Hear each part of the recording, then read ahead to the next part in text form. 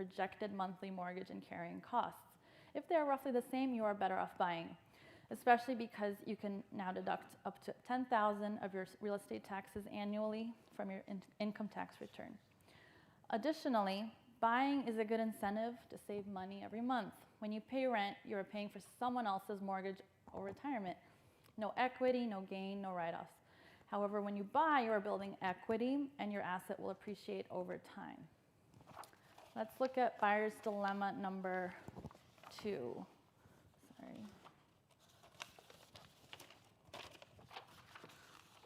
Okay, the answer to this question is directly associated with your motivations, but you need an expert to break down the characteristics of each property: condo, co-op, townhouse, or single-family home. It is better for most investors to not purchase a co-op because they usually have restrictions on renting in its bylaws. These bylaws can require you to live in the property for a set amount of years before the property is even eligible to be rented out. And even after it is rented out, you can typically only rent for a max of 2 to 3 years at a time. This and the fact that co-ops take up to 70% of market share in New York is the reason why they are on average 30% less expensive than condos, which can be very deceiving for the uninformed buyer. Condos are typically attractive for students, foreigners, and investors. They are also easier to renovate and have less stringent requirements for buying, unlike co-ops. So, third dilemma, where should I buy? This one is important only because the old location adage can make buyers think that there's only one ideal location for them, and this in turn can make them miss out on other amazing opportunities. The truth is, it comes down again to your motivations, because each location has its advantages. The trick is to rank your motivations and weigh these against each neighborhood's characteristics. I always tell investors that no one really knows what the next it neighborhood will be. However, I can look at certain clues to best determine where to place their bet. For example, in parts of Harlem, Washington Heights, and Inwood, which are in Upper Manhattan, they have appreciated almost 50% in the last 10 years. But an analysis of the average cap rates, which we will touch on a bit later, shows that they still have plenty of room to grow. Buyer's dilemma number 4. Is it better to buy a turnkey apartment or a fixer-upper? First, again, we need to determine the timeline, since this will affect the pros and cons of both options. An advantage of turnkey property is that you can move right in or start renting immediately to receive passive income. A disadvantage is that they have less appreciation potential sometimes, as you are buying a market rate apartment with no value add. Also, the apartment may not be renovated exactly to your liking. In a fixer-upper, the advantages are many.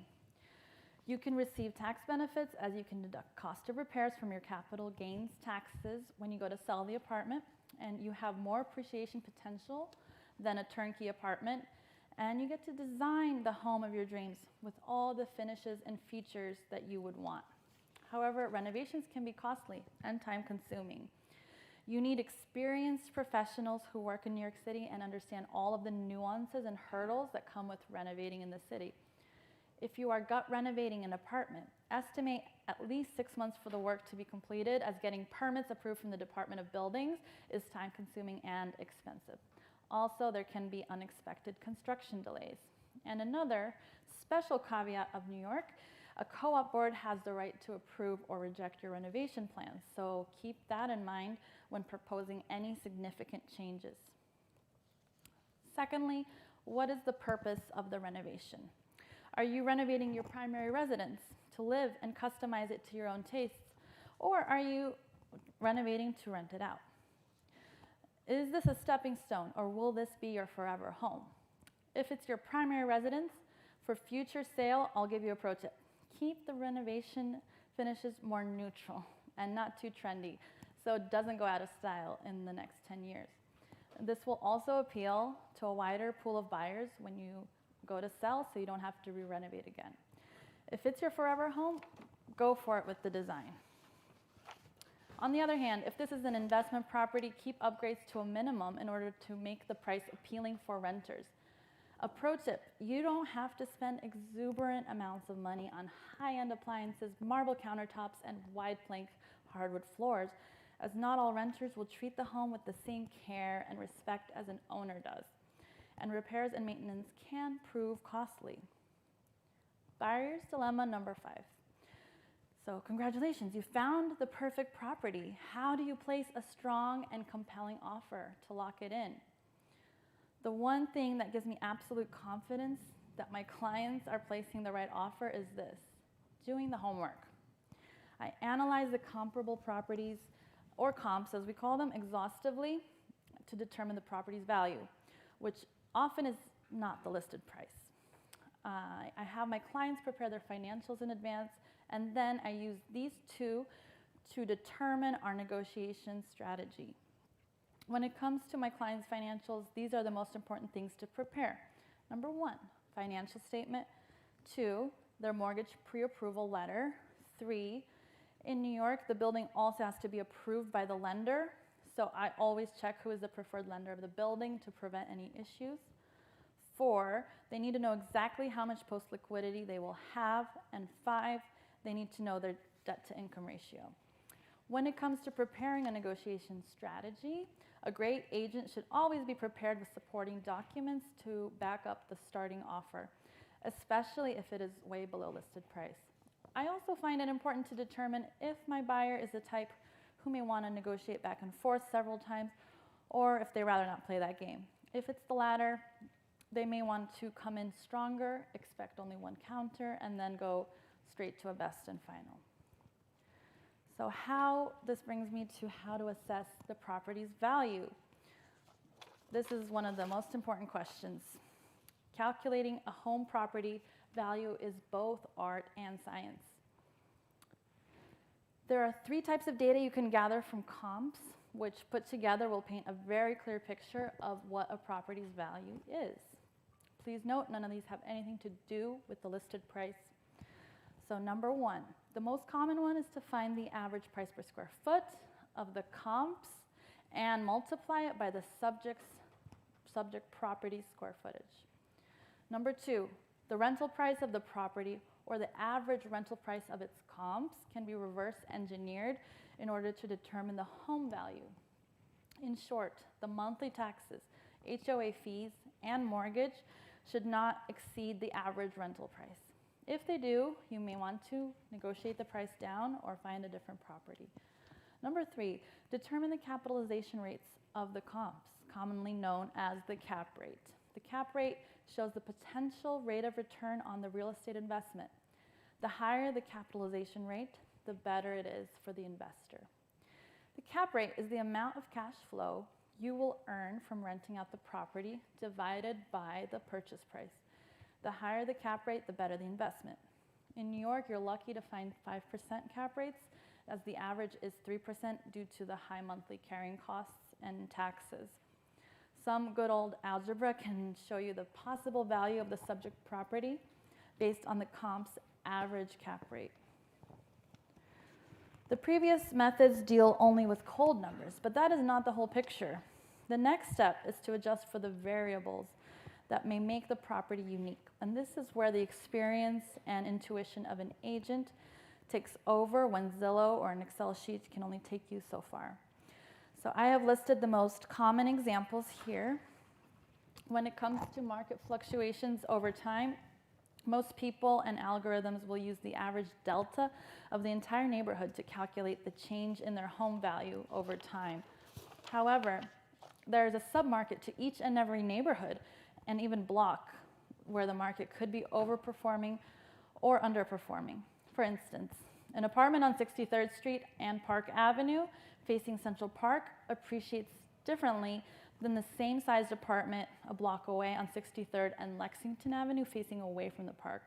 Therefore, it's important to look at the average change in price in the building that you're looking at over the last 5 years or even longer. Number 2, some owners proudly renovate their homes with top-of-the-line finishes, the newest home technologies, and modern design.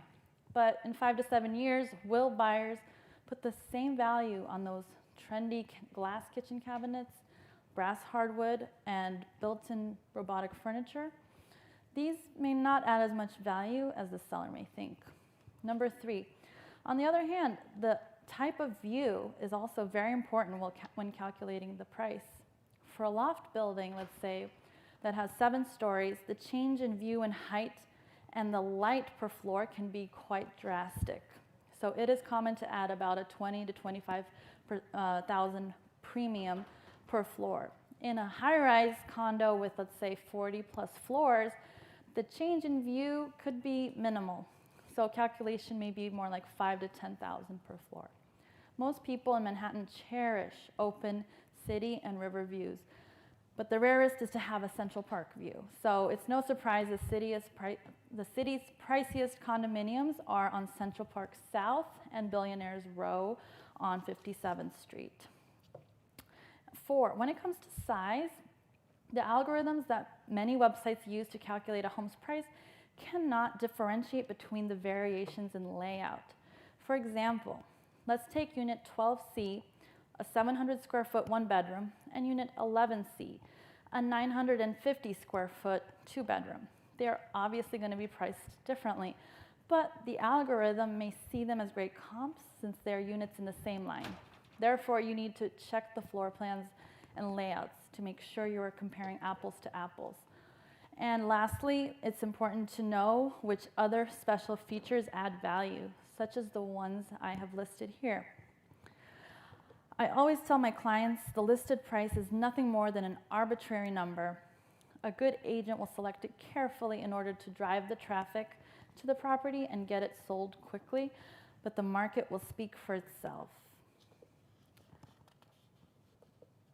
Now let's talk about how to win a bidding war. So, you found a fantastic piece of real estate and a bunch of other people find it attractive and may want it too. Clearly, when several people see the value in a home, this is a great thing because you won't have a problem when you go to sell it in the future. But you need to take into consideration a few things. Number 1, how much is it worth it to you? A property is only worth how much someone is willing to pay for it. I always tell my buyers to select a number that they are comfortable paying without feeling like they overpaid, but they need to make sure they won't kick themselves for not having offered just a little bit more, especially if they plan on holding the apartment longer than 3 years. It is worth paying a bit more for the home of their dreams. Number 2, submit a best and highest offer that isn't a round number. For example, let's take $617,000 instead of $615,000. This is exactly what happened to a client of mine earlier this year, and we won that bidding war by just $2,000. Number 3, you want to be the strongest and most attractive offer, but if you are not paying all cash, you may not get the bank to appraise the home at your accepted offer price. What do you do in this case? Keep a cushion of money just in case this happens so you can cover the difference in cash. If you waived the appraisal contingency and the appraisal comes in low, you don't want to lose your 10% contract deposit.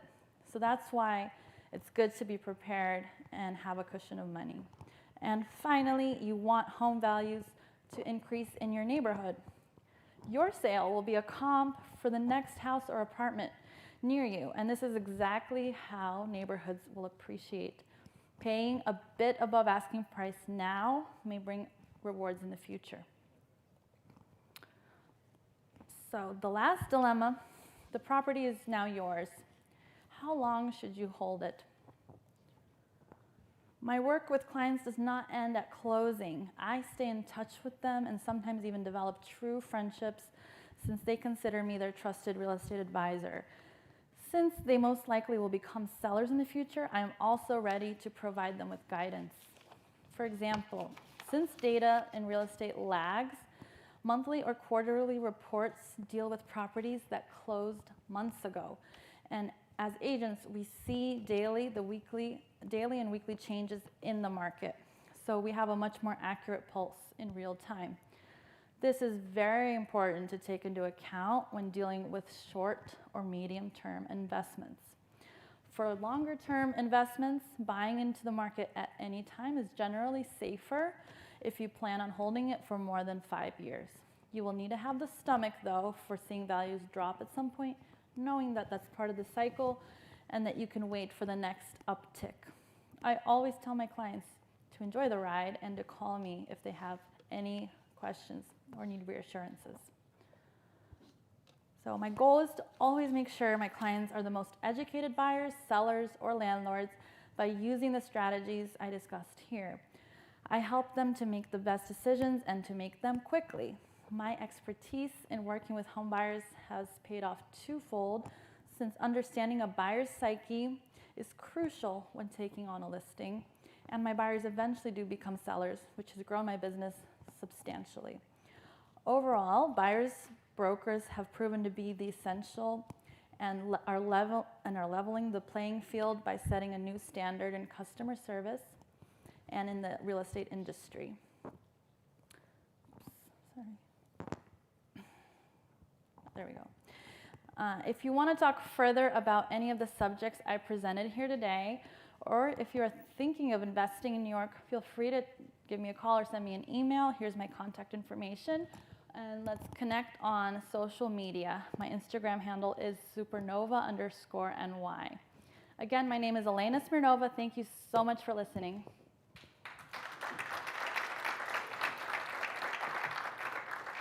And if anyone has any questions, I'm happy to answer them, or you can shoot me an email and we can discuss.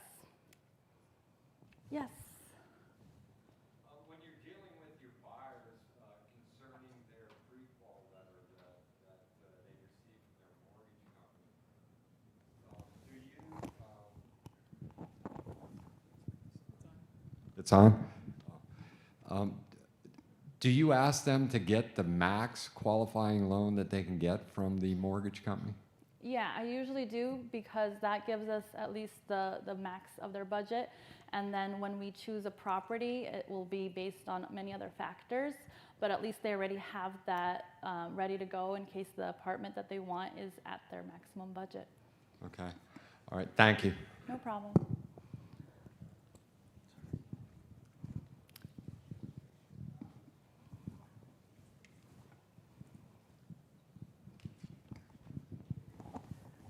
Hi, Elena. Thank you so much for your insight and your presentation.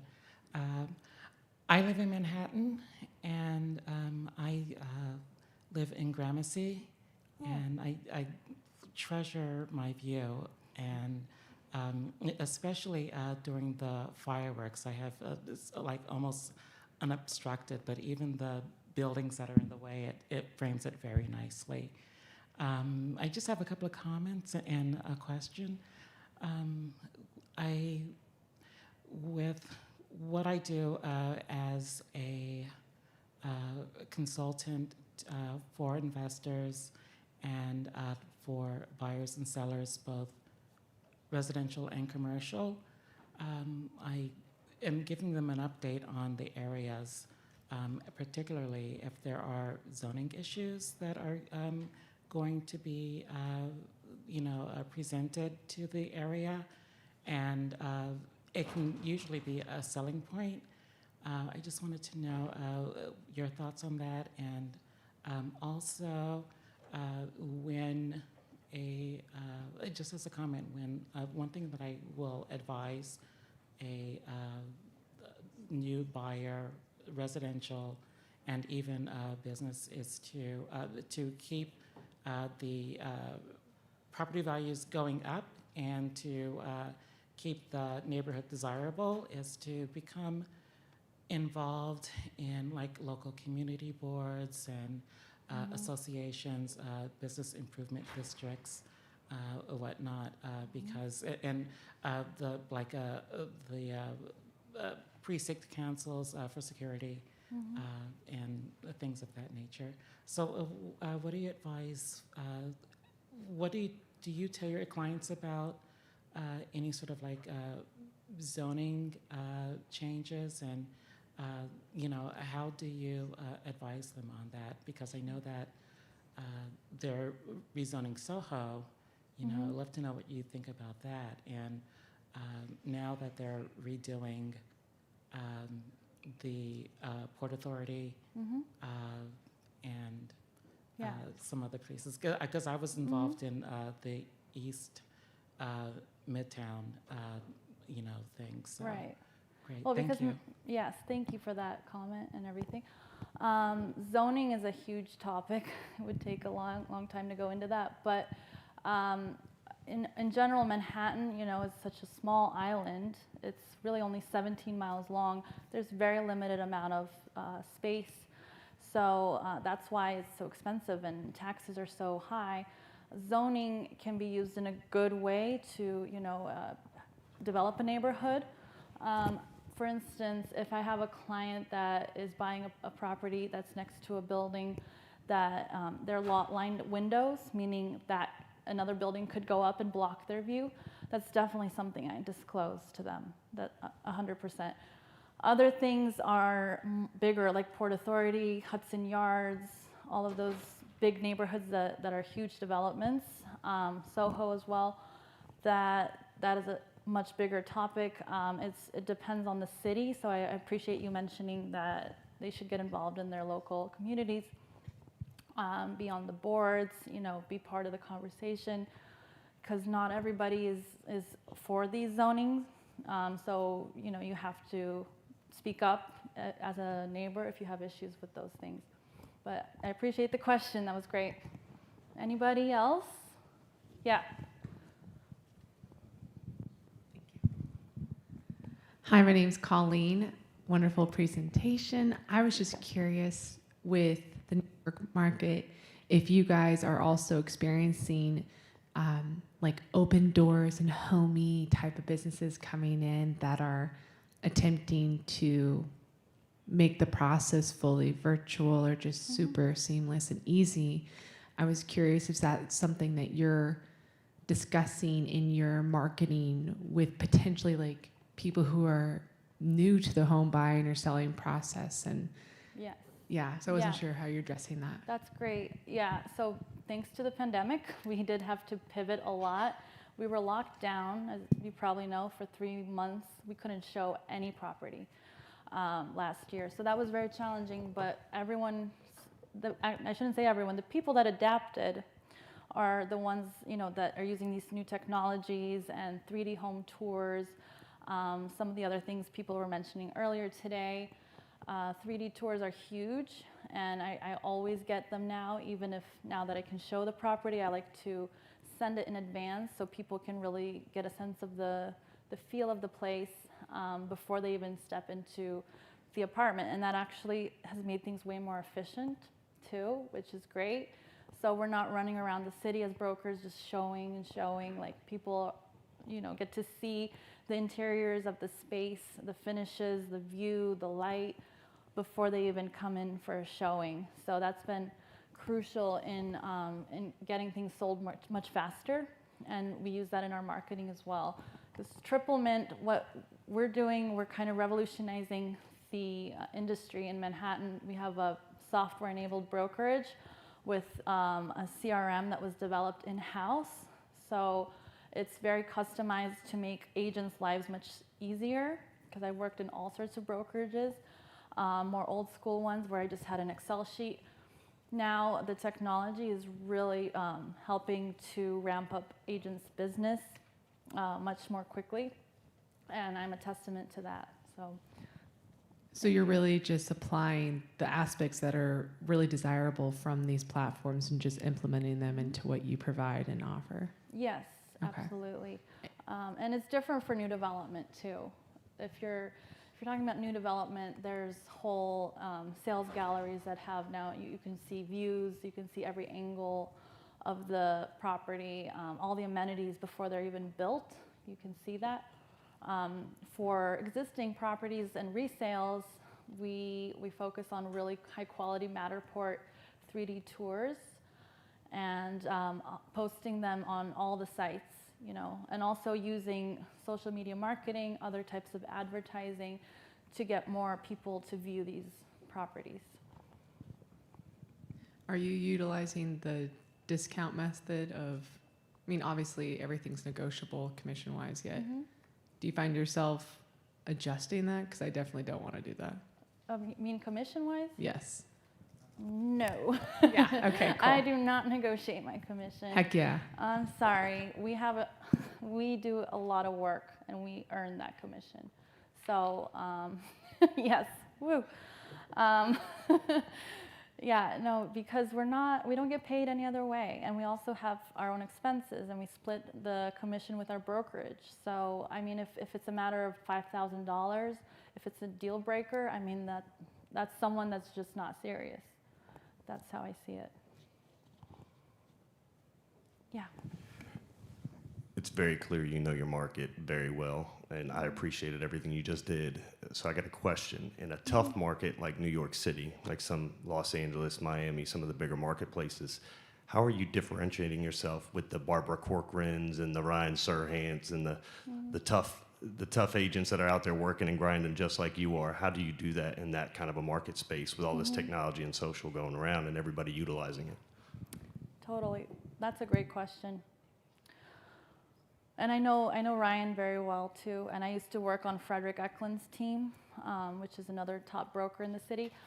The thing is, you have to just trust and believe in yourself, and I always pride myself that I customize my approach to every client. So I'd rather have 10 really quality clients that I am very close with, and I tailor whatever their needs are, as opposed to going more, like Ryan, he has so many agents, so many listings, he's going more for quantities, or someone like Barbara Corcoran as well. As individuals, because I also am building my team currently, I have here in the front row one of my team members, we want to differentiate ourselves just by being way more involved. And that really goes a long way. I mean, technology can help us and can get us out there, and social media as well, but at the end, the people are what matters. So that's what I found.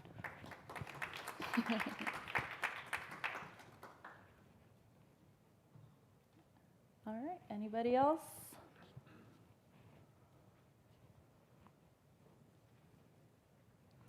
Okay, I think that's it, right? Thank you so much.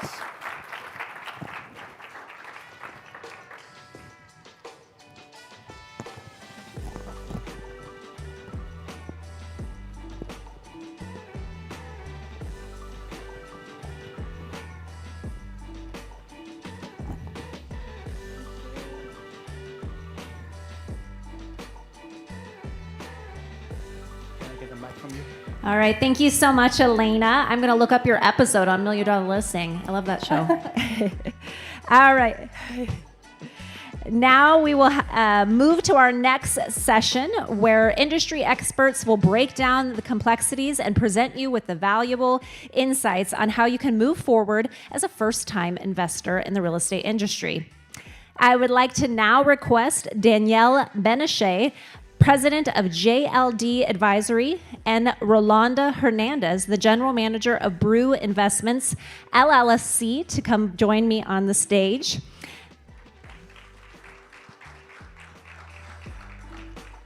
They are going to be discussing the topic, First-Time Investors, Breaking Down the Complexities of the Industry. Welcome. This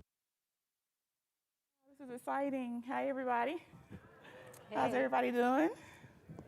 Good. You can hear us okay? Yes. Okay, cool. All right, Rolanda, would you like to start? Tell us a Sure. little bit about yourself and what it is that you do in real estate. Sure. Well, my name is Rolanda Hernandez. I am from Raleigh, North Carolina, in that area. I am a real estate consultant, so I do a couple of things. I help governmental agencies create and operate their real estate divisions. One of the major players that I've worked with is NYC MTA to help them transition their software. And I also help the private sector as well, online entrepreneurs that are wanting to get into the real estate industry.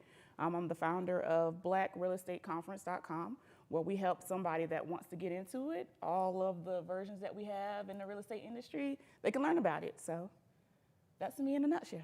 That's awesome. Thank you. So my name is Danielle Benishai. My company is JLD Advisory, and I am the founder and president. But before starting my company, I started as a real estate investor.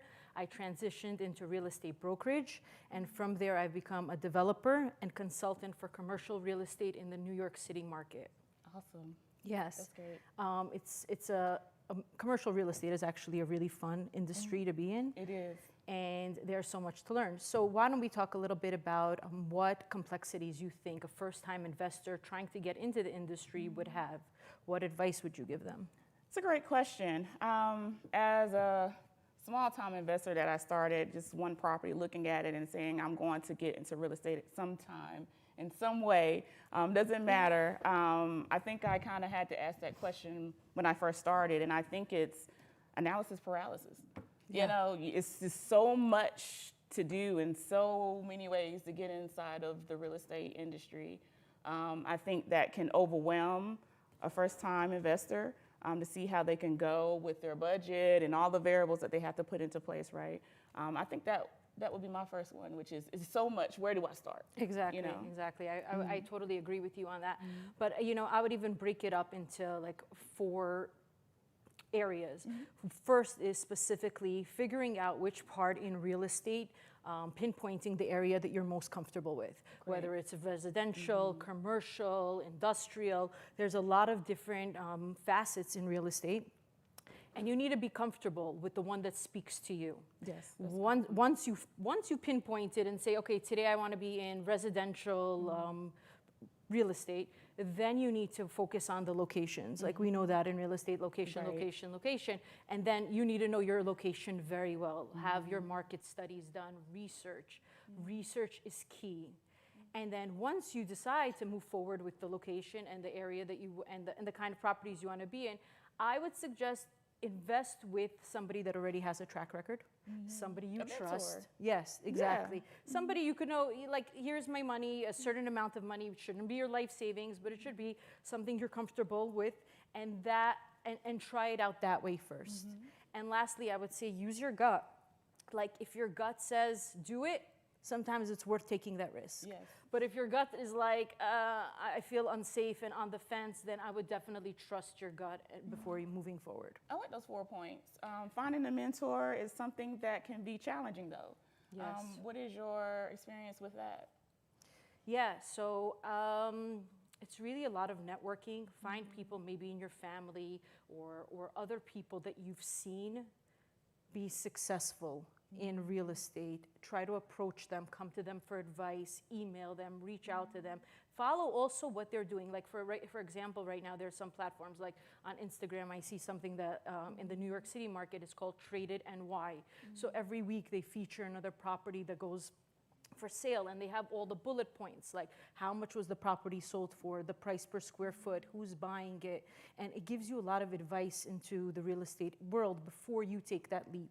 Also something like The Real Deal, magazines, and just finding, the real estate world happens, especially in New York City, is a very small world. Yeah.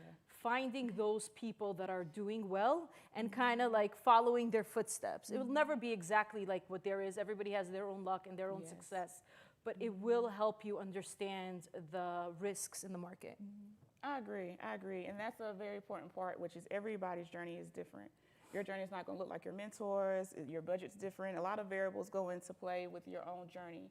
So having that mindset at first, I think also helps with, am I not doing it right? Am I doing it right? What I'm supposed to do? You know, that kind of Yeah, lessens exactly. that anxiety a little bit, I think. So when you started as a real estate investor, what are some personal difficulties you had? Well, being a mom, by myself raising my 3, I just wanted to be in the industry, so I just started saying, let me get my home for my children. And then I'll go from there. I'll learn from the experience of buying my own home, so starting on the residential side first. But my 9-to-5 job was more in commercial. So I knew at that point helping the big hats, the big wigs, go through some of their leases that commercial is where I wanted to go. So I learned how to do that and just kind of moved towards that, finding a mentor on the corporate side, and just kind of learning, just getting my hands in there and learning anything and everything that I can learn at one time That's how I went in. Yes. And did it. What year is this that you started? That was back in '99. Wow, a while ago. So my first real estate investment transaction was back in 2006. You know, my husband and I had recently gotten married. We were college graduates, and we had like our wedding money, but we also had 2 small children. And we're like, we want to do something with this. We need to find another avenue from our current, you know, day jobs, and we need to invest in something. All our friends were doing it, and this was in 2006. 2006 was like the hottest market. Like everything was blowing up anywhere you were touching it. So we started with a very small investment that was around like 150,000, I'm just gonna say. And we gave that money to somebody we trusted who was doing very well in the real estate world. And we said, here, take this money, you know, and bring us more. Right. You know, Flip it. don't lose it, just don't lose it. So what happened is within that 1 year, they doubled our investment. So our 150,000 became 300,000. And anytime you're gambling, it feels good. So we're like, here, take it, do it again.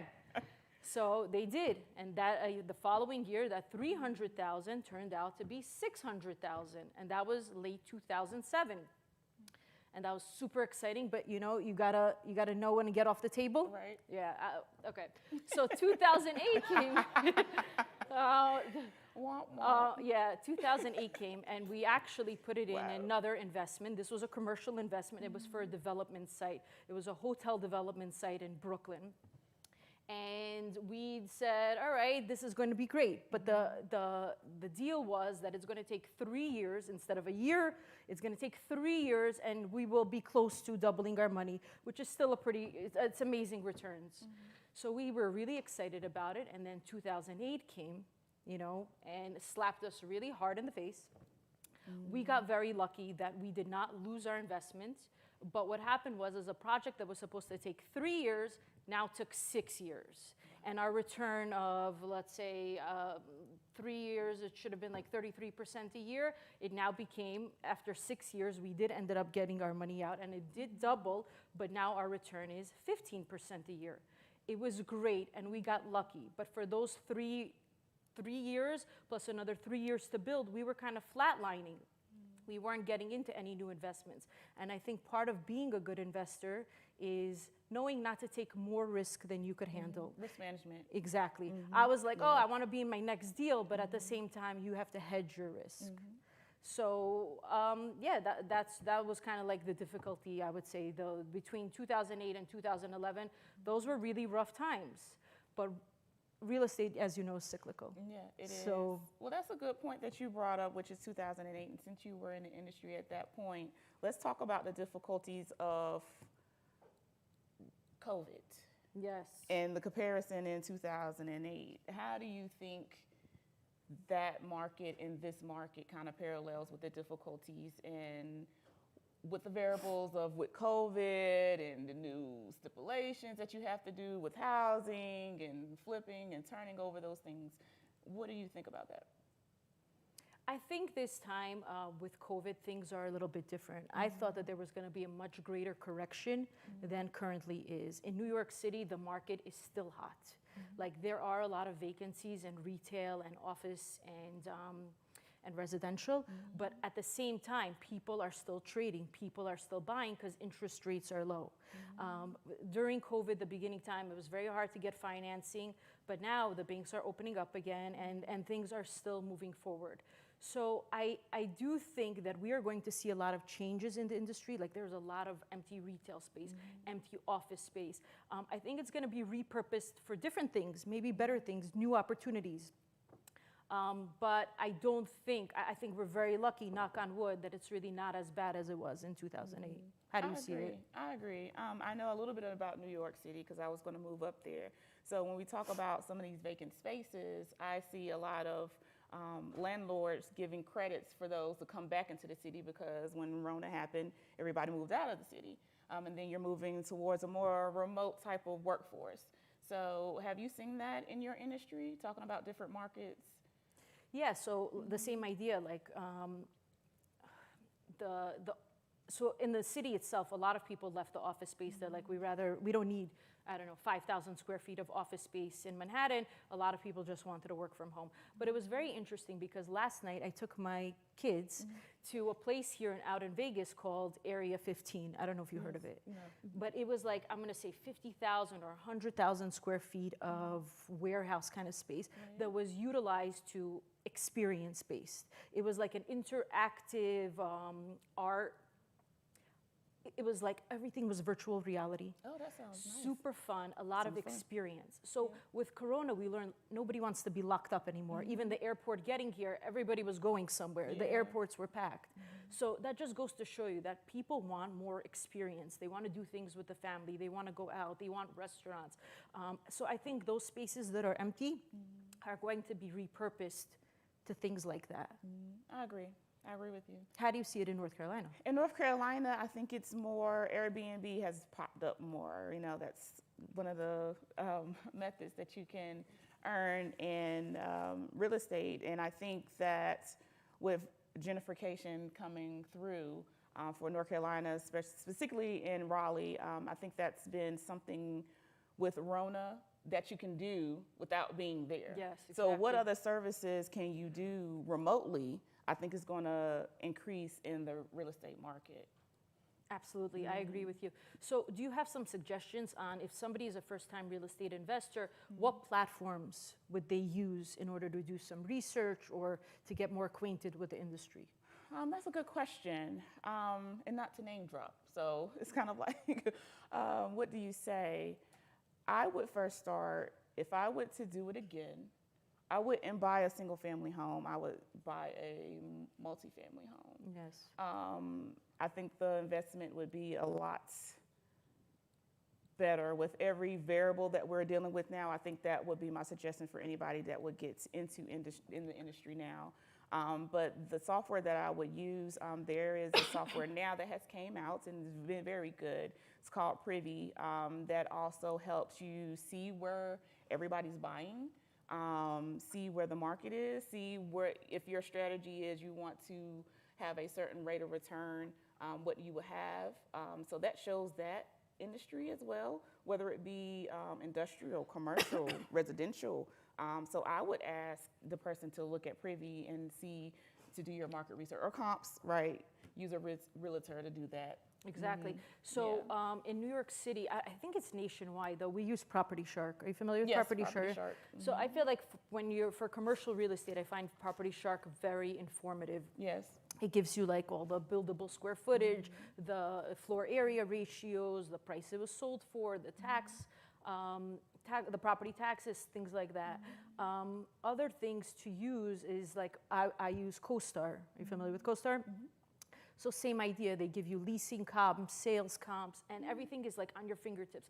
I remember years ago, we didn't have these tools. It wasn't so accessible to us. So it was much harder to do this research. But definitely, I think that somebody utilizing these tools would probably do much better in their search. Yes, well, I think these tools are more towards the professional. What about the private sector? Like if I'm just a brand new mom trying to find a house and do comps with my realtor, what suggestion did you have for them? So again, I don't know as much as as maybe you would in terms of private homes. Like we would use Zillow or get stuff from our realtor, but also I would spend the money on an appraisal, any kind of property you're getting. Even if you're just thinking about buying a property that's very interesting to you, it's let's say $2 million, and it's better to spend $3,000 to $5,000 to get an appraisal. The appraisal will give you all the comps, the sales comps, the market comps for like kind properties, and I think that's going to give you a basis point. Like somebody was saying before, that the comps are coming in much lower than a price you would pay for it, but it would give you an understanding of where the market is holding. I agree. Yes. I agree. And then, another question is, how do you know if a deal is good or bad? Great question. Great question. I think it goes back to a personal strategy, right? Because your great deal is not my great deal. Why are you getting into this market? Why are you looking into this part or this parcel or this property? What exactly do you want this to do for you in your portfolio? I think it starts there on whether it's a good deal or not. Absolutely. For me, when I look at properties, because I literally spend half my day searching for properties and investments and developments, I love things with upside. If somebody's bringing me a newly constructed property where the tenants are, it's 100% occupied and it's at a 5 cap, which is like an okay cap in New York City, that doesn't sound interesting to me. I try to find properties that are actually distressed, where I could change tenants, bring more value, do some renovations on it, and see how can I make this property grow more in value with what I could bring to it. And to me, that's a good deal. Also, if I'm doing a development site, I'm looking at the price per square foot. So let's say the average price per square foot in a market that I usually buy in is like Brooklyn, is about $150 a square foot.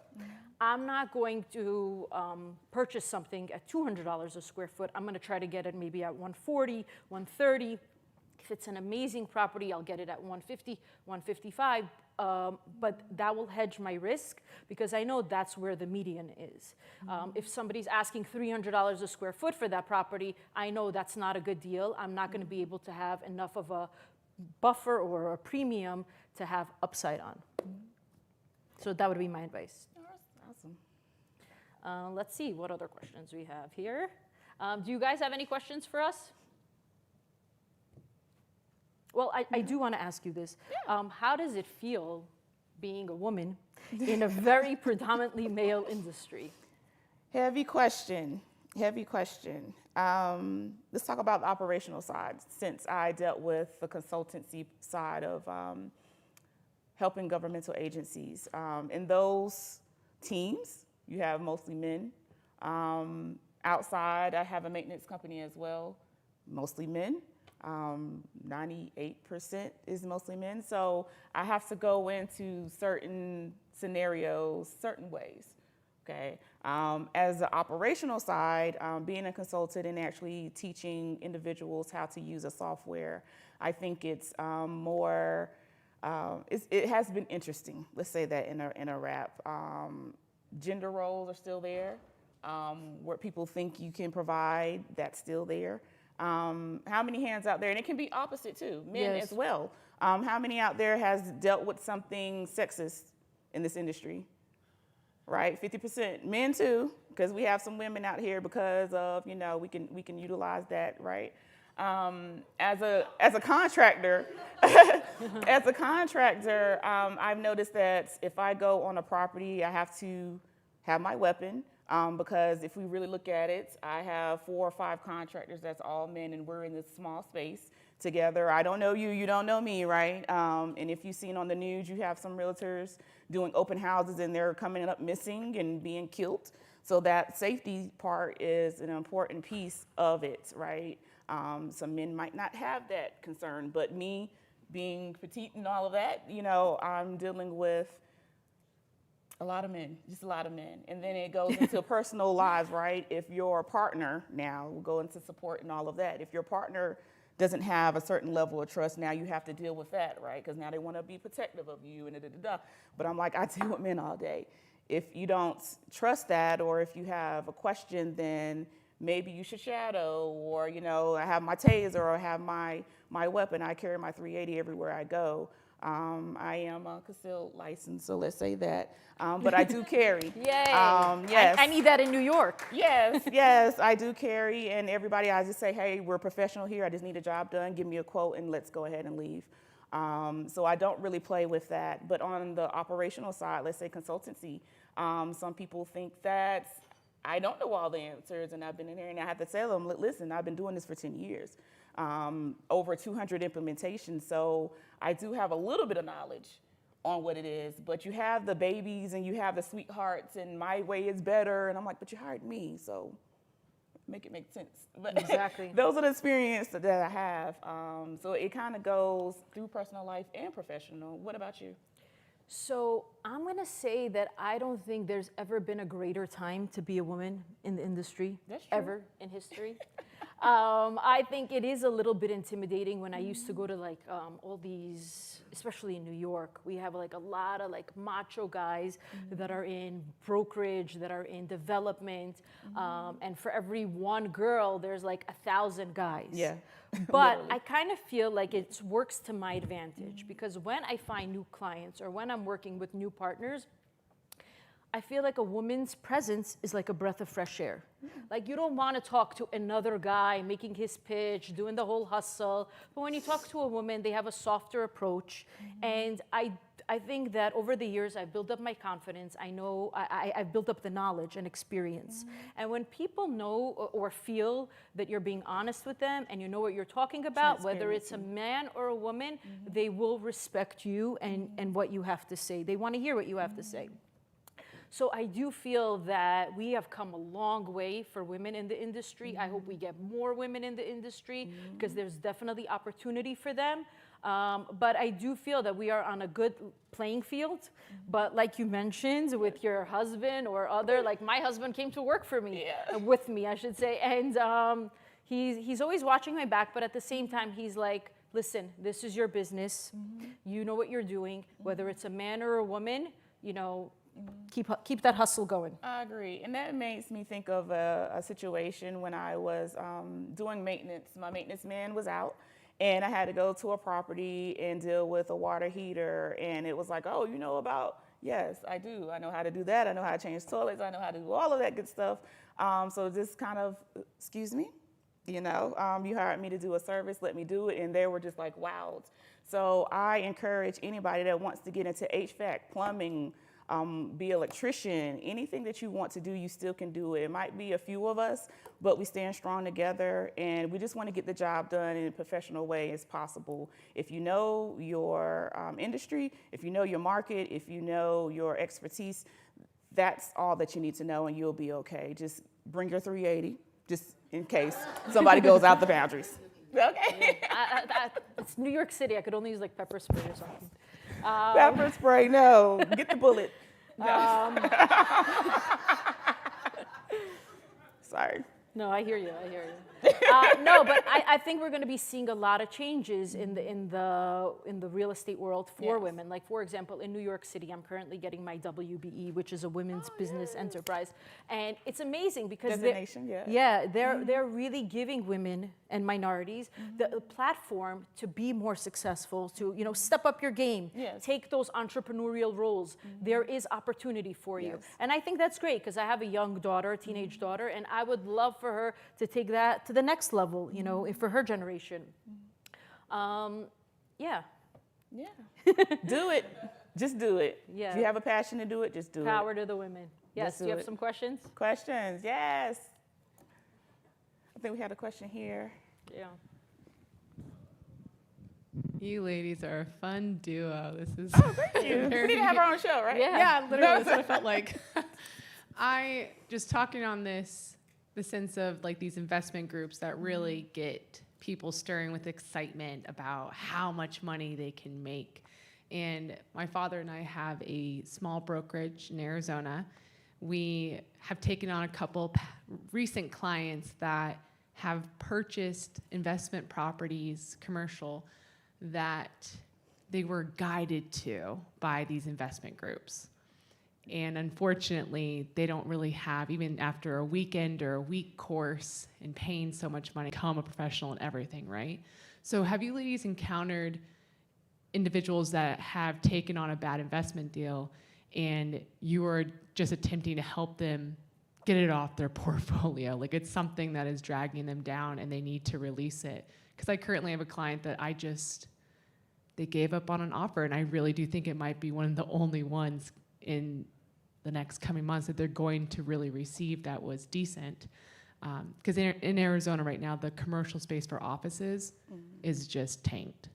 And we're seeing some movement, but I'm asking, what would you suggest to help really move? Because I've been very transparent and honest. Like, you're just wasting $2,000 a month on this thing. Like, let's get it off. And there's this fear, like I'm gonna lose my money that I put into it. Instead of looking at the future, if I hold on to this, I'll be losing so much more. what would you do? I think that goes back to transparency with your client and telling them really what the industry is doing, and also having a cash buyer list. I have cash buyers everywhere. So if that wouldn't move, then I would push that to my cash buyers to see if it could, and just say to the clients, listen, we might have to adjust this to get this off, right? And that's realistic because of everything else that's going on, right? All these other variables that we can go into of the why. But that would be my suggestion, is honestly saying, hey, this might be your only one. Do you want to have this bite, or work with them, modify it some type of way to get it off? And it depends on how fast they want to get it off. You know, if they want to keep it in their portfolio, or, okay, after 6 months, then what? You know, then after 12 months, then what? What are we going to do with that? Are we going to hold it? Okay, well, then it might be depreciating. We don't know how the industry is going to be with Rona around. You know, just going to just look different for commercial space right now. That would be my first thought. What about you? So I actually had a client similar to that, where they had a property and the zoning for the property was for a hotel. And I brought them at that time the highest offer they could have gotten. And they said, no, we think we could get more. And I said, no, I don't think you can. This is the highest offer you're going to get. And no matter how many times I sat with them, and literally at that moment, my role was as a real estate broker. And I kept going to them and spent so much of my personal time explaining to them, this is all you're going to get. It's not worth anymore. They didn't believe me, because you could only bring a horse to the water, but you can't get it to drink. And what happened was New York City changed the zoning on this property where you could no longer put a hotel on it. So now the property, let's say, was worth $2 million. If they got $1 million for it, they'd be lucky. And what I tried to do for them, which is maybe what you could do, is find them an alternate property that they could take that money, like they'll sell, like you got them an offer, get them to take that money and put it in a different property. Even if they lose a little bit of money, but bring them into a different property where they could make more money or has more of a future value, and they just have to readjust their portfolio. But again, if they don't see that after how many times you're honest, there's only so much you can do. You know, they're gonna need to realize we're losing too much money. We gotta kind of like cut the cord here. Thank you. Yeah, I think I'm at that point of Due diligence. my time is just, I feel like I'm wasting it now with them. So then my question is, at that point, do you fire a client? That's what I was just going to ask. Yeah? Okay, Yes. great. My dad's ready to fire them, and I don't want to. Yeah, but we I did think all I we need can to. do. Listen, I wouldn't burn the bridge, because you Right. never know what other opportunity you'd have in your back pocket to show them, or a different buyer. But again, you kind of like ease them off if they're not coming to that realization themselves. Well, firing doesn't necessarily burn, right? Yes. Burning the bridge, but just realistically say, hey, this is all that we can do, and good luck. Yep. Yeah, you, because you're ladies. wasting Time mine. is money, and Yeah. timing is You're wasting everything. mine. In real estate, timing is everything. If they don't make that connection, then they're gonna have to Yep. learn from that experience themselves. Yep. No problem. Anybody else? Yes, we have one Thank, behind thank you guys so much for your insight. My name is Ileana. My husband and I own a construction and plumbing company, and we're planning to move more into investment, and particularly in the residential multifamily side. We're in a really busy market. We're in South Florida, so there's a housing crisis. There's, a shortage of homes. And one of the things that I'm wrestling with a little bit, and I'm hoping you guys can speak to, is just kind of like the ethical dilemma I have with buying a property, fixing it up, and raising the rents, and what that's going to do to the people that were previously living in that building. And of course, there's 10 investors planning to do the same thing to that same property, so it's going to happen anyways. But I just was wondering if you guys had any insight to that or could speak to that at all. Go ahead, that's yours. Really? Two things, construction and plumbing, favorite, right? Because I have a maintenance company that we do those things with, right? Rehabbing. My suggestion to you in that area with Florida, you're in a great market. I will open that up and ask you to look into governmental contracts. Yes. That's going to be your best bet. You're making money there. And then two, what you kind of brought up in my mind was more regentrification that's happening in the area, right? I look into the Miami area. That's something that I'm looking to invest in and have investors there. So I have my ear to the ground there in that area. Don't know if that was close to your area in Florida, but knowing that somebody's going to do it anyway. Yeah. So you have to decide if you're going to do it or you're going to let somebody else do it. Look at the strategy that you have and parallel it to what's happening in that area and seeing what you want to do. But it's going to happen anyway, right? It's going to happen anyway. And I would say that you're compensating them. You're giving them a better unit. So there's a reason for the rent increase because they're getting a better Quality of living. Yes, living situation. So I don't find that to be an ethical issue. Like we had this in New York, but now the laws, the rental laws and the regulations changed. And a lot of owners don't have any upside in their buildings, unfortunately. So the rents could stay the same for a very long time. And that puts a strain on the landlord because all other costs are going up. The real estate taxes are going up, the utilities are going up. So there definitely needs to be some compensating factors. And if you guys have an opportunity in South Florida to do that, I would actually take advantage at this time. An example that comes into mind is the Raleigh market. It's kind of similar downtown, right? I lived there all my life, and I've seen a house that would have went for $30,000 now has been rehabbed to a $700,000 house. So of course that rent is going to be different, but what do you do with the people that were living there and what do you do with the people that are coming in? So now you have a line here with the city where you see all of these $1 million homes sitting beside like a $30,000 house that's ready to be renovated. So then I go, do I grab that? Do I grab that? Do I rehab it? Do I make $1 million on this thing? But it's happening anyway. So what do I want to get in front of or do I want to get behind? That's the question. Yeah. Thank you for your insight. Yeah, Appreciate no it. problem. We have one in the back here.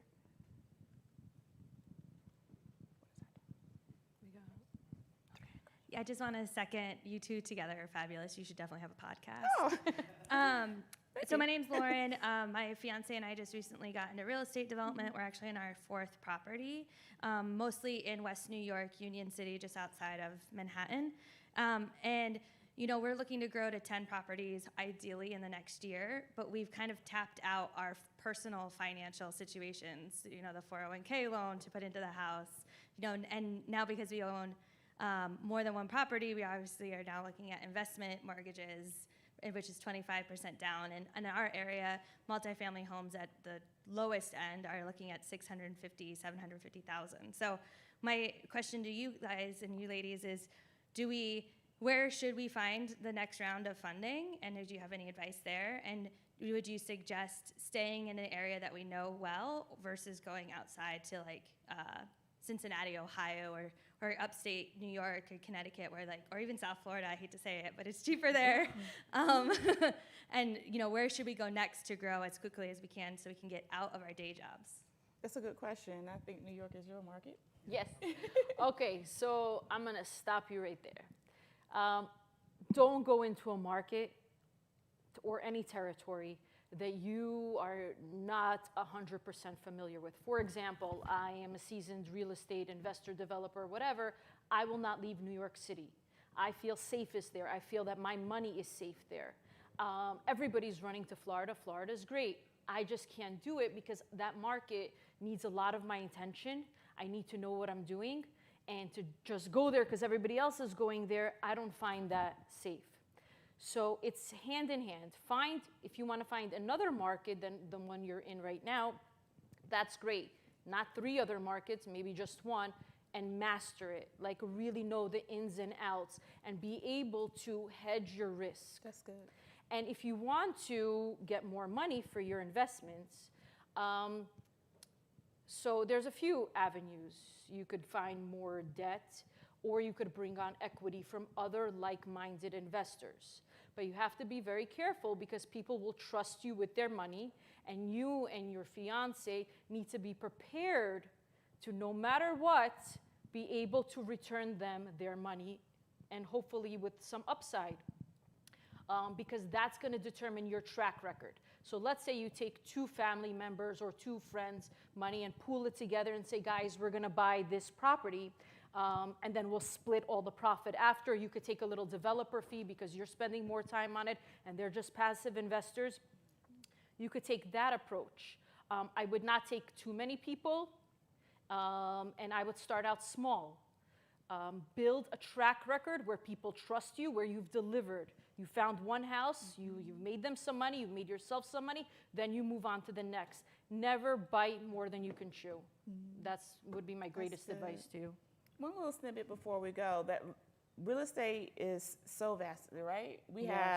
You can get into mortgages, you can get into multifamilies, you can get into wholesaling, you can get into all these other things that you necessarily don't have to have a parcel to cover, right, with your investment property. And I know you said you did 401k, so you can use your self-directed 401k to purchase some of these things, like a mortgage lien. You know, first, second positions, you can have that as well as an investment to look into as well. If you don't want to go into a market physically, you can also have like a mortgage note, and you don't have to go into, you know, a market, right? It's an area you're looking forward to buy your lien on.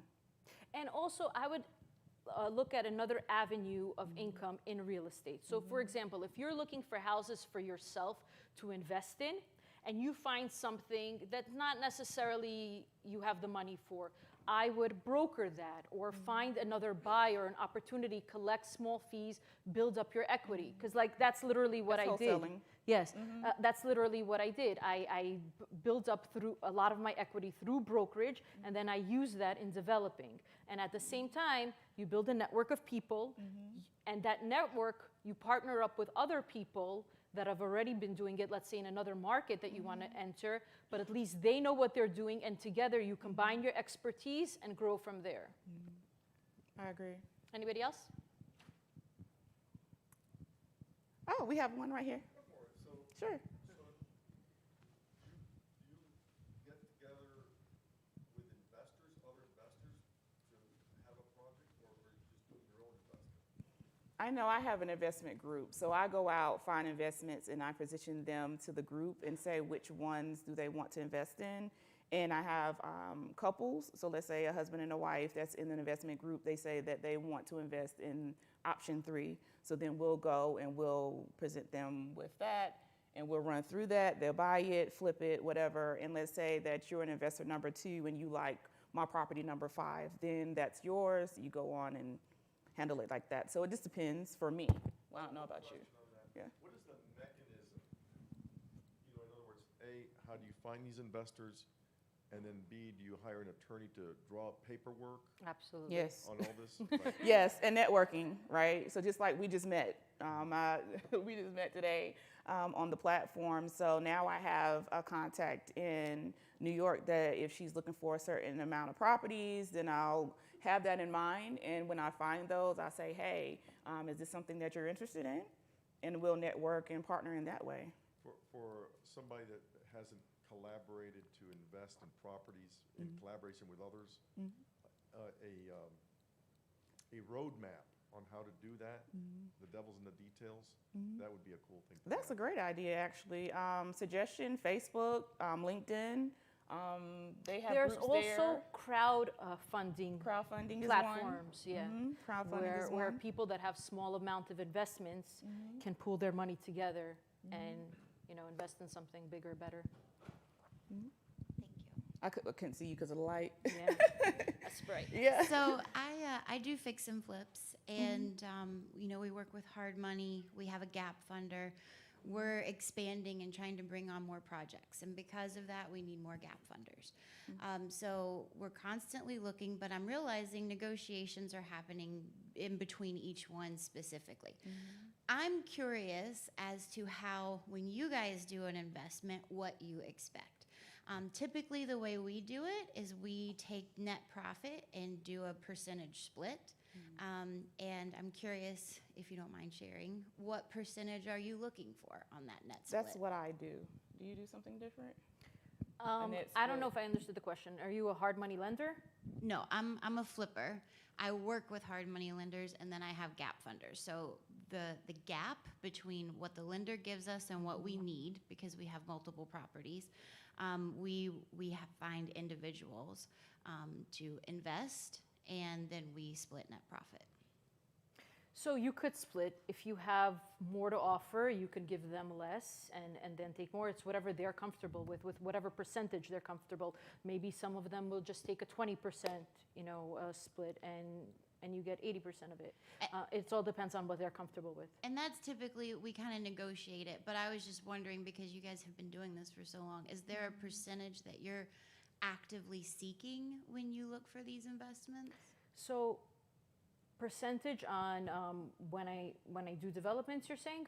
Or in general, if I have investors? If you have investors. So personally, for me, I have been an investor, and I have very lightly taken on investors. I'm more comfortable with partners that are putting in just as much time and energy into the deal as I am. I do not like to take on investors because I have to be very comfortable with giving them back their money, and there is a risk because of the market. Now, it's not because I think I'm going to lose their money. I'm very confident in the deals that I do, and I feel like I have enough buffer room to make money. It's just because they're investors, they don't have the same understanding of the market as I do. So whatever I'm telling them, okay, you know, the construction cost went up for lumber, because they're a doctor, a lawyer, or whatever, they're like, okay, I don't care, I just need to make X amount of dollars. But hey, we're over budget. Now, anybody else in real estate is gonna understand that it's very hard to be within your budget. But because they're investors, they don't have that same like tough skin, and you need to explain that to them. That's a good point. And if they feel uncomfortable because they think that like, oh, what is she doing? Maybe it didn't go up, maybe it did. They really need to have a very strong trust. I just try to stay away from that because I don't have the time to educate them. I've seen that. I rather make less money or less of a return with people that are already doing what I'm doing. We have this, yes, we have the same understanding, we have the same risk, we have the same skin in the game, and everybody feels more comfortable. I don't want to see them at a party and be like, they're like, where's my money? I don't know, you know, there's delays. Then they're rolling up with their 380, like, where's my money? Yes. Did that answer your question? Okay, cool. Any more questions?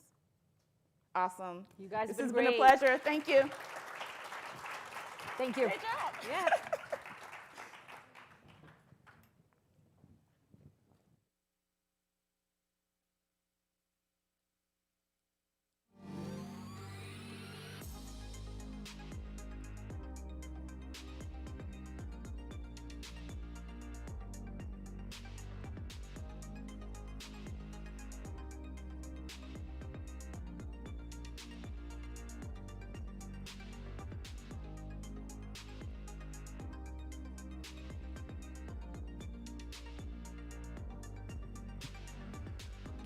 The construction industry's role in fueling climate change has been talked about at great length. While many solutions have been presented and ultimately adopted, this session takes a completely different approach to address this serious issue.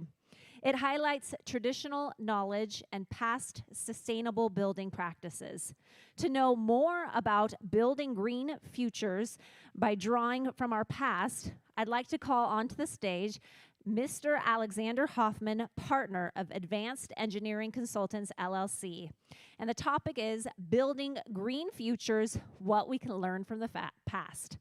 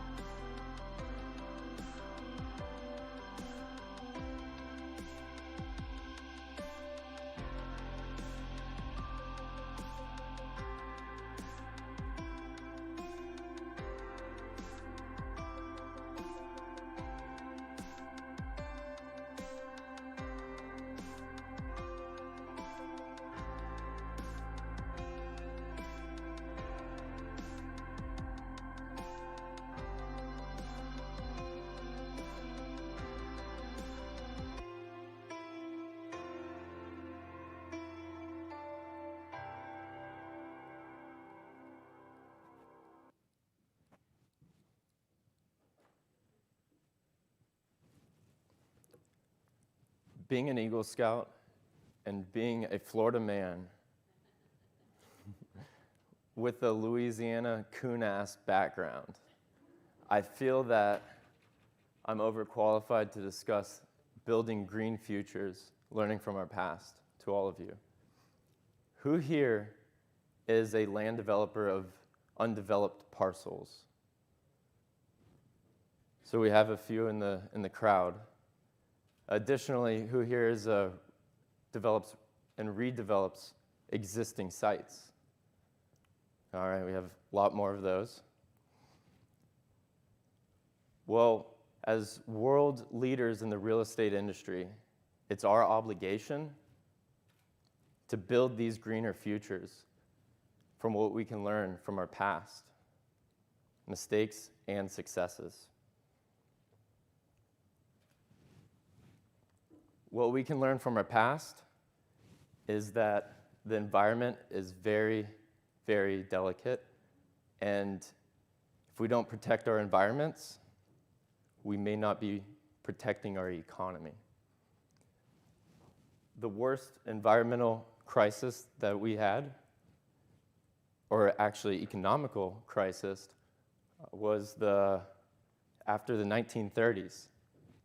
And this was led up to by the Dust Bowl. And the Dust Bowl took place by processes of development and farming that didn't treat the soil properly or take into account soil's tests. And these things led to the Great Depression, which, if you don't take care of your environment, it could hurt you and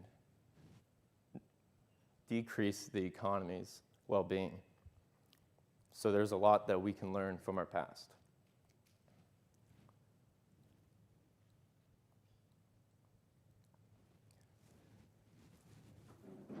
And we have to navigate our way through this very hectic process.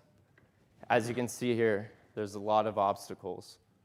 A lot of them.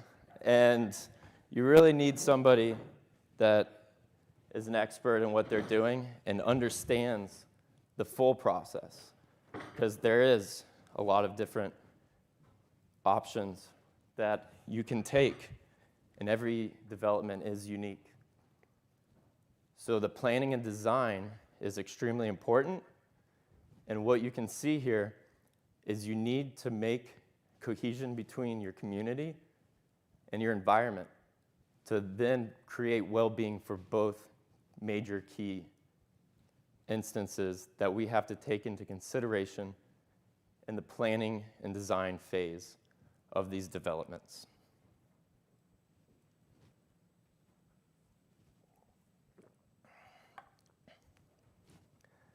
Some other keys that are very important is the transportation.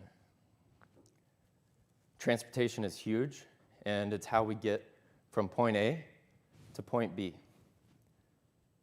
And in the United States of America, well-being can be improved greatly by changing the transportation methods that we take on a daily basis. Additionally, the well-being of the public is extremely important, and bringing cohesion in local neighborhoods through public space is very important to create this cohesion in the neighborhood. And through buildings, we can reduce our footprint and impact on the environment if we do it the correct way. And with these three elements, we can live with the environment and reduce our impact. As you can see here in the transportation, single-family homes generate more trips than the multifamily units. Now, this is one dwelling unit versus another dwelling unit. A single-family home has more people typically living in that unit, thus higher trip numbers. And our roadways are creating the most greenhouse gases. And we want to reduce this. And I think that some people are dreaming towards going to other planets, and that is great. But we do need to focus on the one planet we do have in order to create and preserve this planet. And we can do this by reducing the number of trips, reducing the greenhouse gas emissions from our roadways.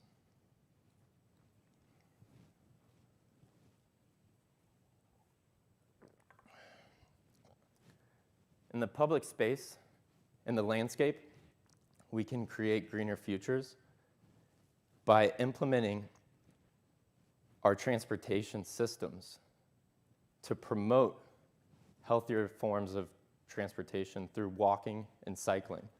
And by doing this, we can live with the environment if we landscape these spaces properly. In doing this, we can also have parks, recreational areas, and plazas through the path of travel, which, with the landscaping, we can reduce the temperature and high humidity in climate zones, just like Florida, and provide sound buffering to the environment beyond our roadways and the residences.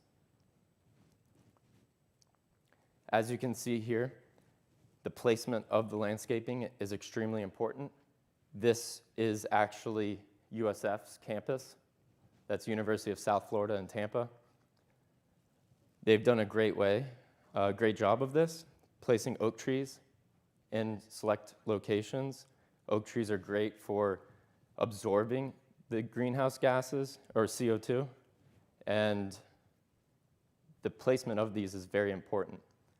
Because not only do we want to create greener futures for our environment, but as developers, we want to create a greener wallet and bank account. So placing oak trees in the front of our commercial spaces is going to reduce the visibility to your site and not drive as much traffic to your location. And additionally, the oak trees can ruin the infrastructure with its massive root systems. Palm trees in Florida don't absorb the O2 as much as oak trees, but they're great for visibility and looks.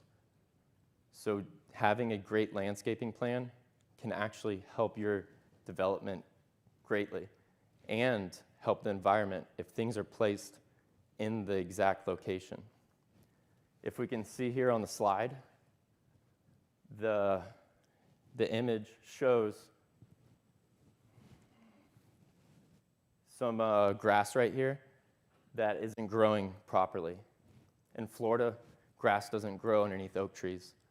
So this is a little issue that wasn't thought out here. But additionally, they have some undergrowth here, and this is like a vine that grows well underneath oak trees. So in that location, they did a great job in the placement of these. So there's many variables that take place that need to be thought out. In the buildings, this is a great way to also reduce our impact. This building is actually off of I-4, heading to Orlando from USF. And they did a great job with this building, very unique. And they actually utilize this V shape on the building here. It actually moves with the sun to add shade to the building. And they actually don't have many lights at all inside of the main building, and it's all glass. So this shade is extremely important for the HVAC heating and cooling load calculations and the energy compliance forms that need to take place to ensure that this building is in fact going to be low impact on the environment. In our building design, we can be very creative with our space utilization. Through mechanical design, we can go from traditional split systems or rooftop units. And we can go with VRF or mini split systems, which allow us to reduce the amount of space taken up by these systems. Because now you don't have an air handler inside of the unit, so you have more usable square footage. And the outside unit is much smaller and condensed than a typical RTU or condenser. In doing this, most of the time, all these units are placed on the roofs of these buildings. We can actually have more space on top of the roofs since they've gotten smaller and utilize that space for more generation of greenbacks or cash by placing restaurants on top of buildings or other forms of use for the public. This also allows, in some cases, for plants to be grown on top of the building and have gardens, thus building greener futures, not only in our wallets, but also the environment.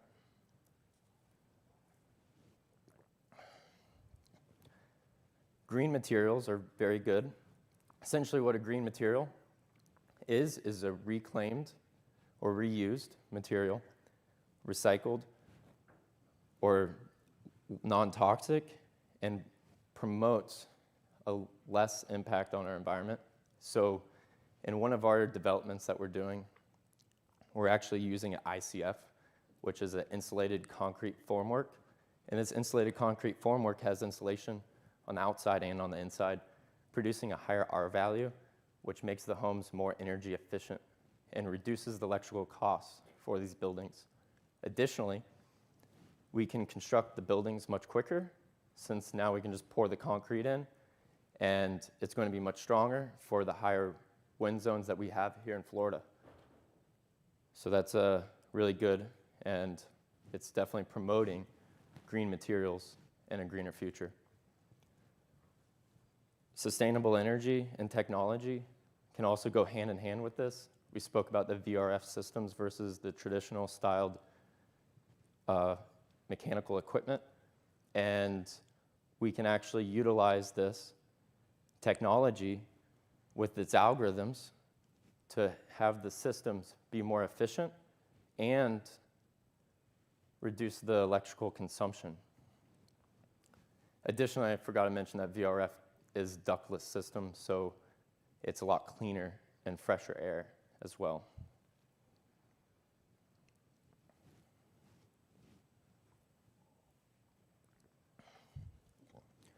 The civil and environmental design is a lot of engineering, just like everything we do. And this is extremely important because it directly affects our environment and how we're designing our space.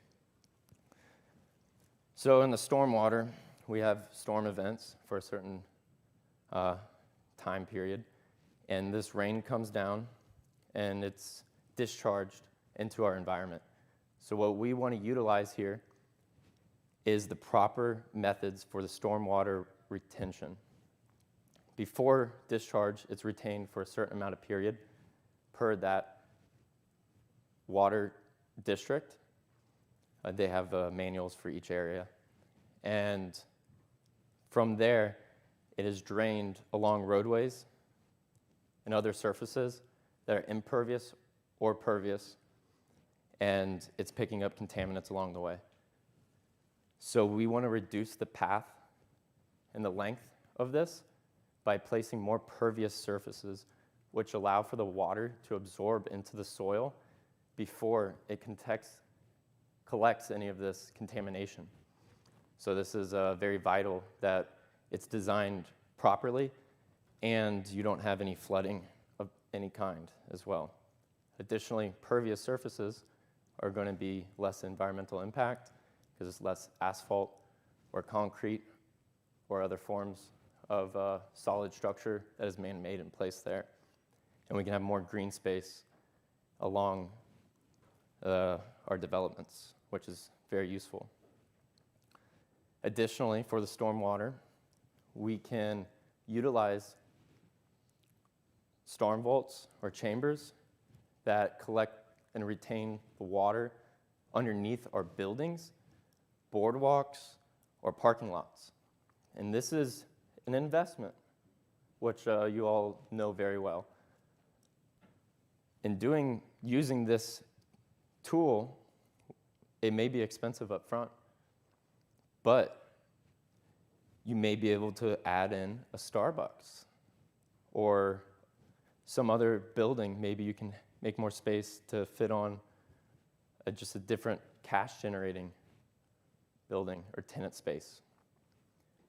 So these investments of storm vaults are a very great way of doing this.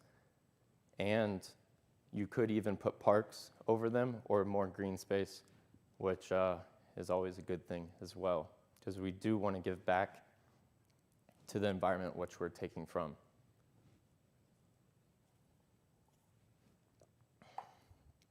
And speaking about taking and giving back, wetlands creation is huge because in Florida and in the southeast of the United States, I believe I read we have lost 60% of our wetlands since like 1970 or something of that kind.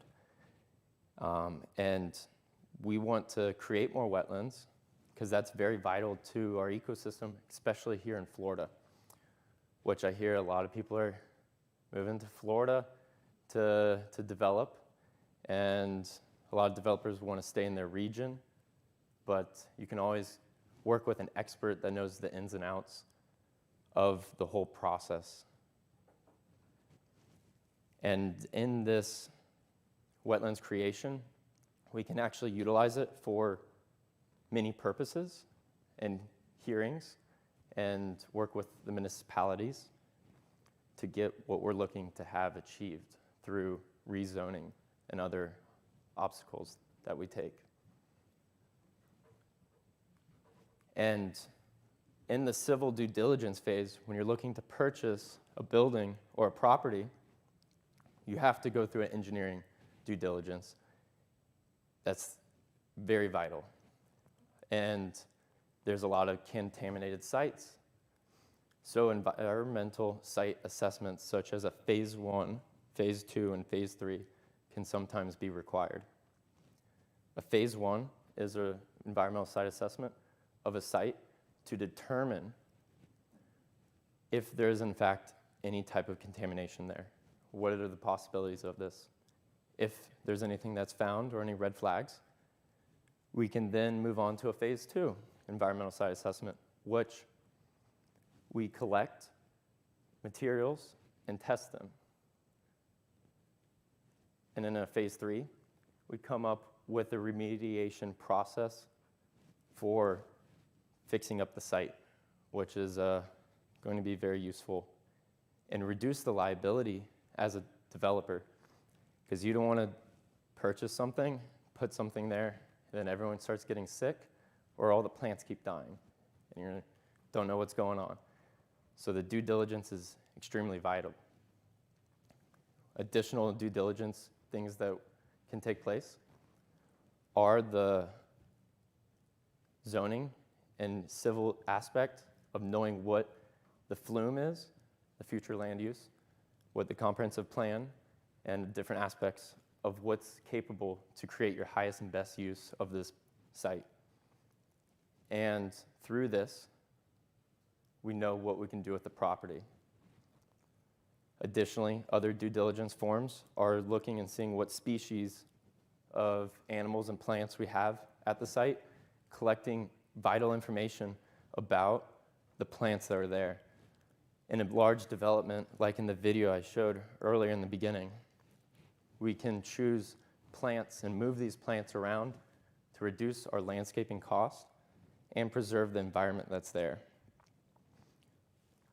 And there is a lot of aspects in designing something that large, which we're going to get into a little breakdown of a past development and looking at the success of that development, what drove it there, and additionally, what could have been done differently to make it even better.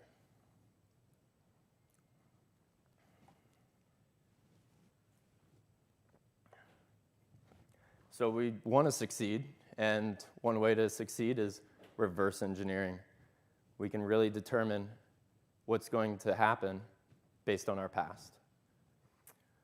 So this site here is pretty good laid out pretty well. There's a lot of green space, and this green space is done by clustering the developments in smaller lots to create the larger ecosystems and preserve them throughout. Because that green space and the preservation of our nature is extremely vital and important. And this is very vital, especially with the key locations of where everything is placed.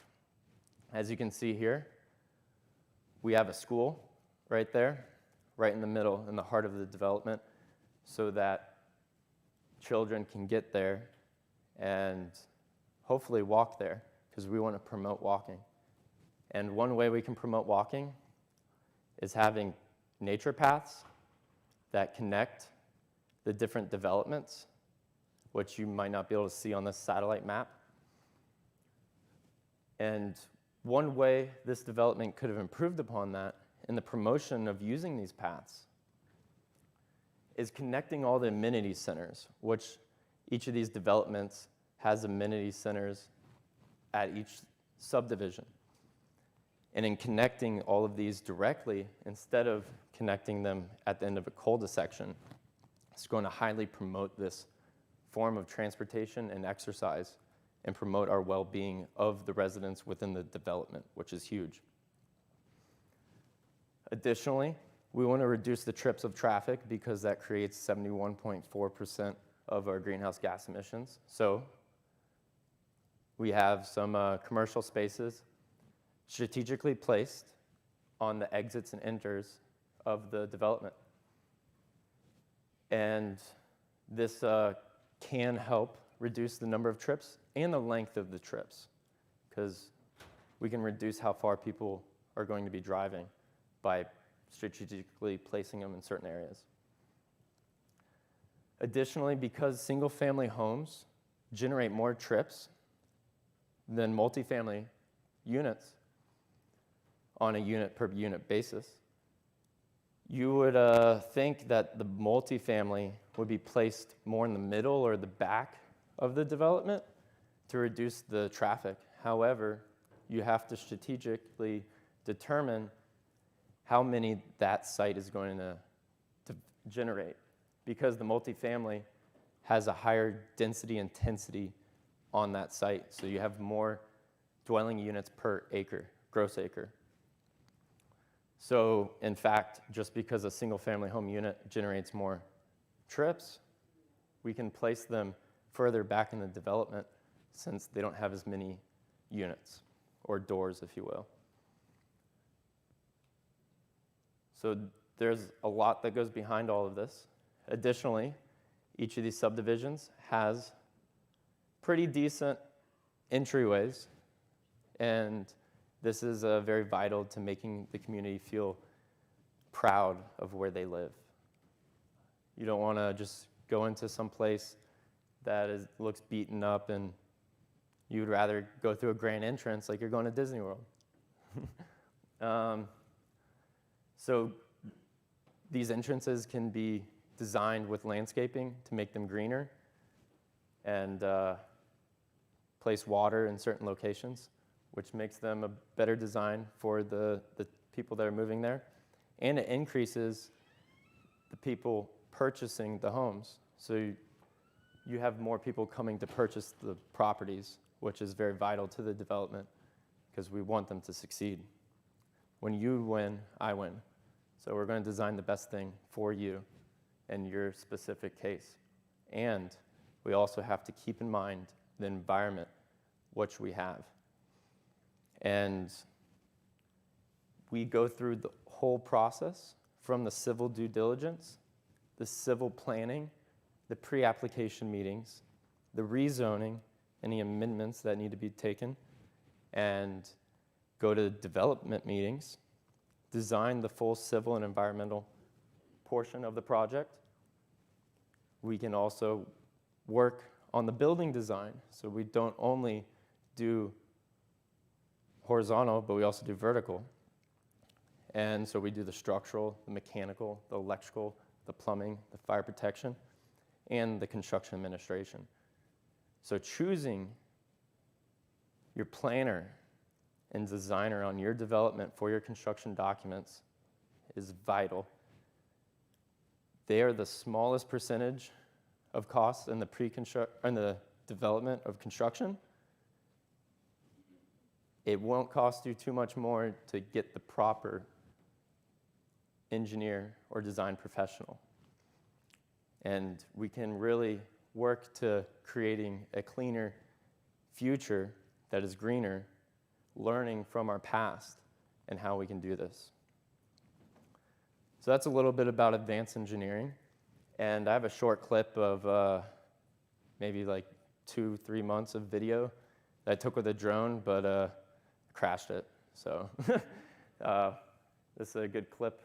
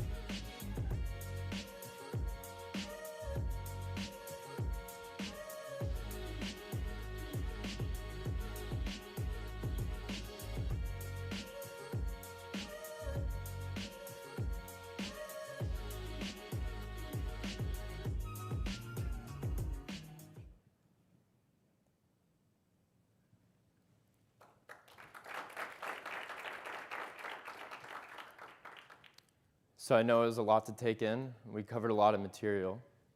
And it looks like some of the technical aspects was overloaded by the material that we provided. And if you're experiencing any of these Aero 404 issues as well, I can provide any answers to clarify any questions that you have. So, who's first?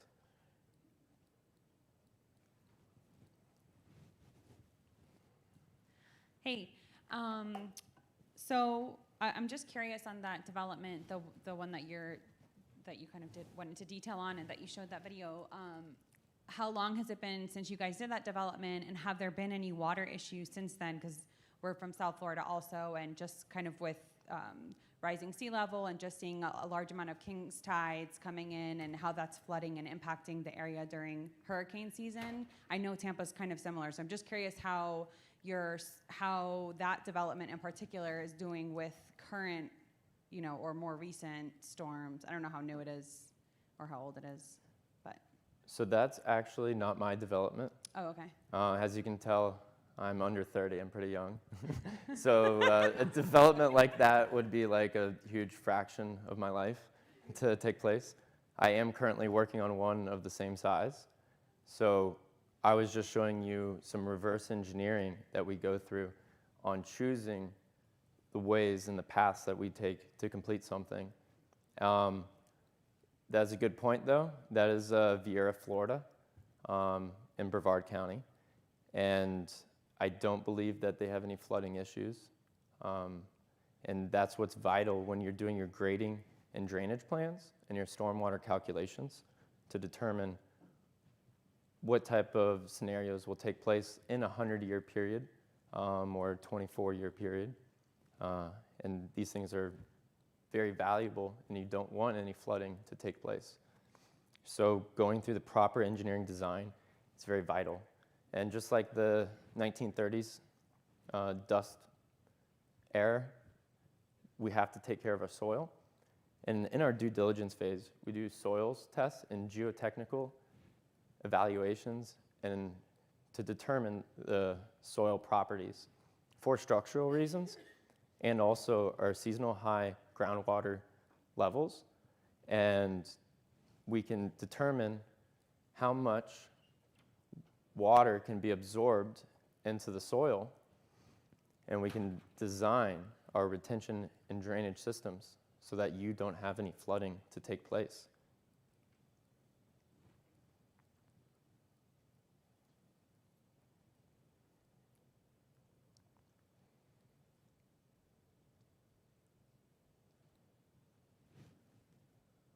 All right, no one has any questions about moving to Florida and looking to develop this wonderful environment, which we want to make sure we do in the best way possible to help save the environment?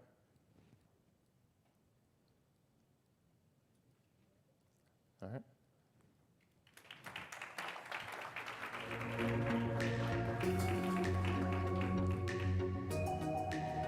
Of course.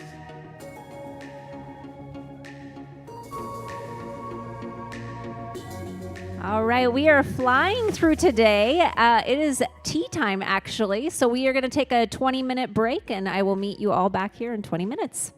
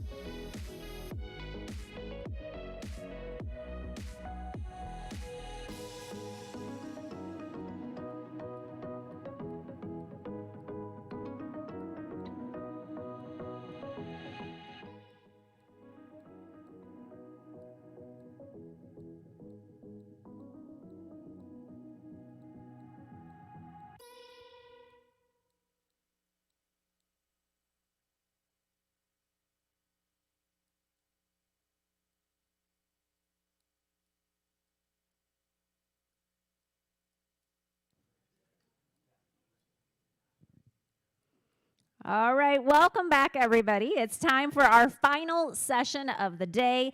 Having a diverse workforce is one of the most promising ways of promoting a healthy work culture.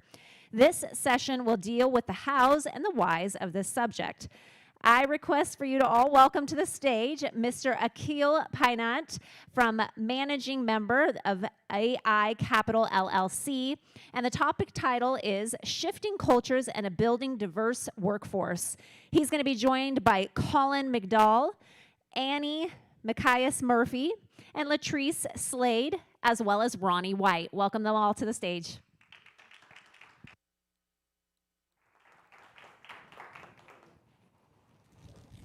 You want me to go down? Where do you want me to go? Right here? No steps needed. All right. All right.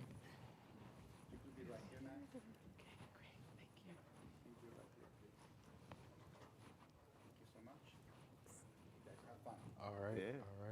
All right. Can everybody hear me? Can everybody hear me? Come on. Yeah. All right. Now let's wake up. Nice to meet you. Thank you. I like that energy. Well, good afternoon, everyone. Welcome to this panel discussion here at WRECONF conference at MGM Grand, entitled Shifting Cultures and Providing and Building a Diverse Workforce. Here we will discuss the importance of diversity and inclusion in real estate and construction, and talk about how taking advantage of this concept could lead to better innovation and a satisfactory work culture. I go by the name of Akil Gerard Payant. I will be your moderator for this panel. I'm an award recipient of the Top 100 Leaders of Real Estate and Construction Award, and a managing member of AI Capital LLC, an equity capital firm that acquires multifamily properties throughout the Washington, D.C., Maryland, Virginia metropolitan area, as well as the Carolinas. We offer above average returns to qualified investors that partner with us on institutional quality assets and also invest in emerging areas with value add opportunities. Before we get started with this discussion, we're going to take a moment to introduce the brilliant professionals that will be our panelists for this session. So first, to my immediate left, your immediate right, we have Mrs. Annie Macias Murphy. Ms. Annie Macias Murphy is a native of South Florida and was born and raised in Miami, Florida. She is currently the main qualifying agent for JA&M Developing Corporation, where she serves as the co-owner and its president. JA&M is a family-owned construction business that specializes in concrete and masonry work. In addition to her role as president of JA&M Developing Corporation, Annie Macias Murphy is actively involved in several industry associations and in the local community. She serves on the legislative committee, co-chairs the membership committee, executive committee, treasurer, and board member for the South Florida chapter of Associated Builders and Contractors. JA&M Developing Corporation has built a reputation on quality work, persistence, honesty, trust, and teamwork. Next, we have Mr. Colin McDowell. Since starting in the real estate industry, Colin has risen to become one of the most consistent award-winning agents for over 10 years. Colin began his career as an agent, then growing one of coastal Virginia's best teams while simultaneously operating Greg Garrett Realty as the vice president. He continues to break the status quo by helping train, coach, and sell while never losing passion for people and true heart of service. At the heart of everything, Colin's wife, Nicole, and their two children, Madison and Riker, are his heart. Colin stays active as a parent while being a leader in the real estate industry and steadily involved in community programs such as Angel Tree, Keith Ivy Youth Empowerment Program, while continuing to search for more opportunities to make an impact. Next, we have Mrs. Latrice Slade. Ms. Latrice Slade is the principal and founder of Slade Land Use, Environmental, and Transportation Planning, LLC, a 100% minority woman-owned general contracting and environmental services firm. She has a BA in political science, BA in communication studies, a master's in regional planning, and a JD from UNC Chapel Hill. Mrs. Slade has experience in development and construction projects. Her firm is a licensed general contractor in Alabama, Mississippi, Tennessee, Georgia, and South Carolina. Slade specializes in environmental services, geotechnical services, construction material testing, and urban planning. So Mrs. Slade is a philanthropist, entrepreneur, and speaker. Last and certainly but not least, we have Mrs. Ronnie White. Mrs. Ronnie White is also a fellow recipient of the Top 100 Leaders in Real Estate and Construction and serves as the Diversity Director for Habendum Real Estate in New York and is a resident of Manhattan. She is responsible for delivering development optimization of codified and underwriting specifications via building commissioning, contract interiors, FFE standards, CRE consultancy, and corporate art curation. She has many involvements that include public art quorum, safety and environmental committees, and also serves on the Solid Waste Advisory Board, all in the New York area. So without further ado, we are going to go ahead and go into the questions. How are you? How's everyone? Doing great. Excited to be here. Awesome, awesome, awesome. Well, we're just going to jump right into it. So, if everybody could go around and tell me what made you get into the real estate and construction industry? Like, what really interested you to go into this industry? So I guess I'll jump right in. Sure. Some things are just part of your DNA. Yeah. And since my parents, when they first came here in 1969, my father, that was the first thing that he got, that he started working, was in construction. So I was exposed to it at a very early age. Mm-hmm. And summers, while you're out doing a whole bunch of things, we were out there working and helping our parents in the construction. So even though all of us said, you know what, we want nothing to do with construction, and we went and studied other things, slowly we kind of made our way back, and the DNA called, and that's what we got into. It's just an exciting line of work. Okay. Well, I'm always ladies first, so ladies, Well, for me, it's funny. My mom used to joke and say that when I was like around 4 years old, I used to ask where all the trash was going to go after I left our house. And so she explained to me, because I'm from a rural area, we always carry our trash to an area where you go to a dump site. And so I wanted to know, well, where does it go from there?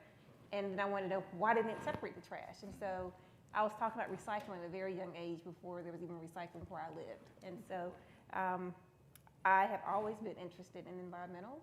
And so when I started my company, I started in the environmental space, and then added on the general contracting and geotechnical material testing. Okay. Mm-hmm. Well, I too have always been involved with some sort of rehab when I was a little kid. Me and my siblings, as you, most of you heard this morning, we had to, instead of playing all summer or during spring break, we were rehabbing my family's very modest portfolio, and the properties were very old. So they had dirt cellars, and we would find interesting things from the late 1800s there. And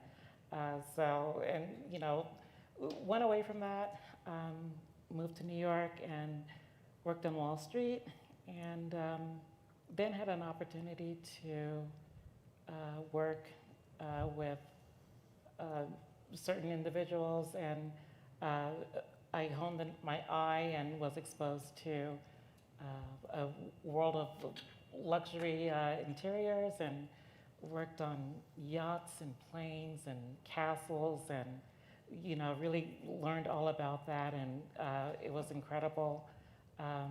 And then Wall Street called again, and this time it was to solve major issues. So my first project was 15 floors at 65,000 square feet to refresh, and I wrote reports on how making an interior envelope sustainable would save money, and helped with REFN categories, and it led to projects all around the world, and they got bigger, and then that led me to work with investors in commercial real estate.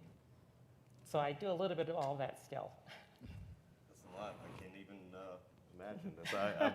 My story is simple. I was actually a young guy. I grew up in Newport News, Virginia. I probably knew nothing about what I wanted to do, except for cause trouble, clearly, from my track record and history as a young child.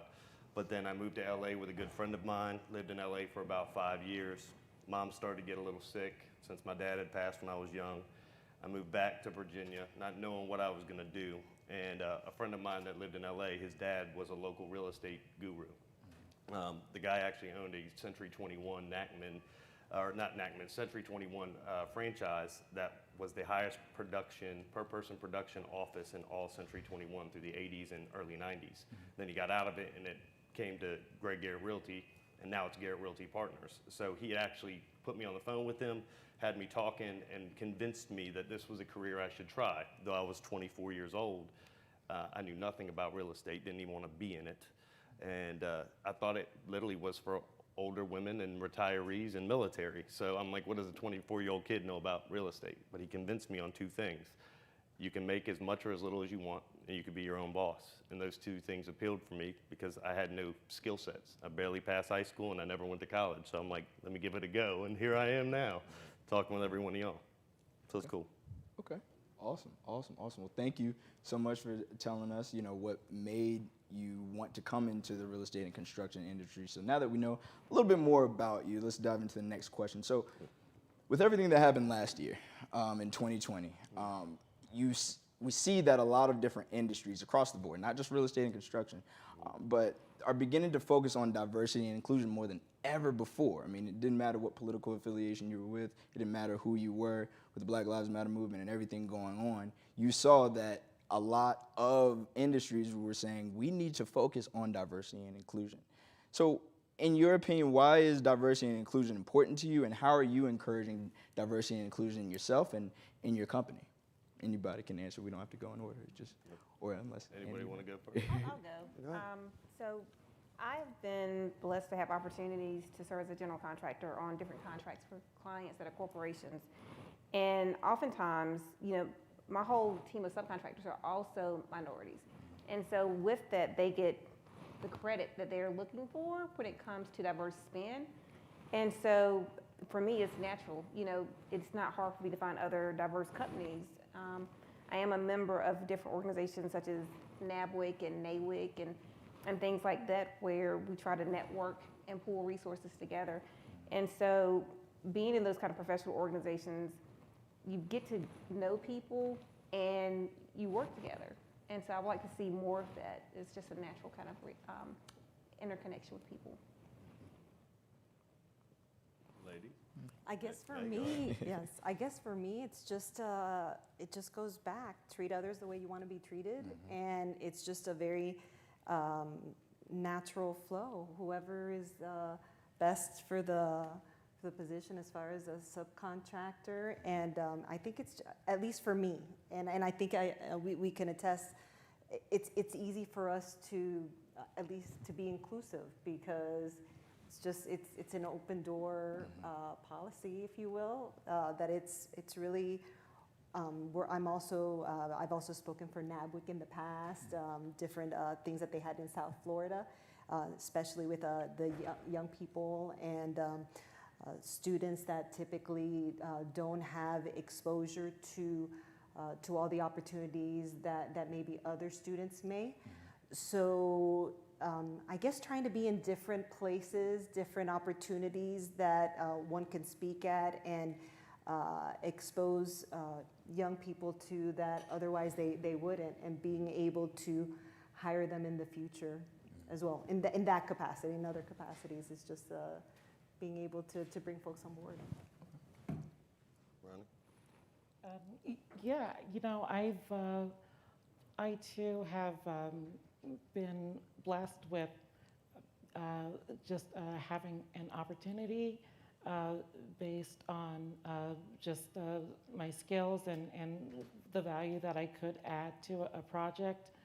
And I think that, now you see just more visibility due to technology, Zoom, and people can see other people more in various venues through social media and whatnot. And I think that, some people may have been unaware of certain inequities and or weren't able to approach or make some sort of connection, and now that seems to be possible. I mean, for me, I grew up with parents that basically came from two different ends of the spectrum. One was from New York and one was from Georgia. And they both related in a common sense that everybody's human. So I grew up with that. And my family situation was more than just blood. It was friends of the family, and so it was always diverse. But I do think the real estate industry and all industries are pushing diversity because it's the right thing. It's human. That's what we all are. We all bleed red, right? We sit here and it's easy for us to sit up and talk about it, but the real work's done on the ground floor when we're sitting in our companies and we're listening to our employees that have different exposures, right? We're listening to other contractors and people we work with, and what are their exposures, and trying to find that common ground starts that conversation, but that's the baseline of the work, in my opinion. And I think in our company, what we focused on particularly is bringing in a unique circumstance. Like, we have a growth coach, which real estate companies, as we know, don't generally have that. But we have the top tier growth coach you could ever ask for. Her name's Albion Lyons. She is by far the most genius person you could ever ask for, because she has her own NPR radio show. She has her own businesses. She doesn't really need to do this, but because she is empowered to empower people and then help companies build diversity, the CEO of our company brought her in, and she fit in and changed the mold of where we were going. We've got people from 92 years old that's a colonel working for us to an 18-year-old, different languages and cultures, and that was done on purpose to say, hey, we hear you, now let's actually do some real work about it. Right, so. I can add to that. With the work that I have been doing on various boards and committees, we definitely find strength in that very type of scenario. We have people in their 90s, we have very young people, all backgrounds, and we find a strength in coming together with a common cause, and it really makes for a powerful and dynamic group that causes, force for change. And, and with that, the seniors with no computer experience, and then you have the millennials, it's all about engagement. And so now, they communicate,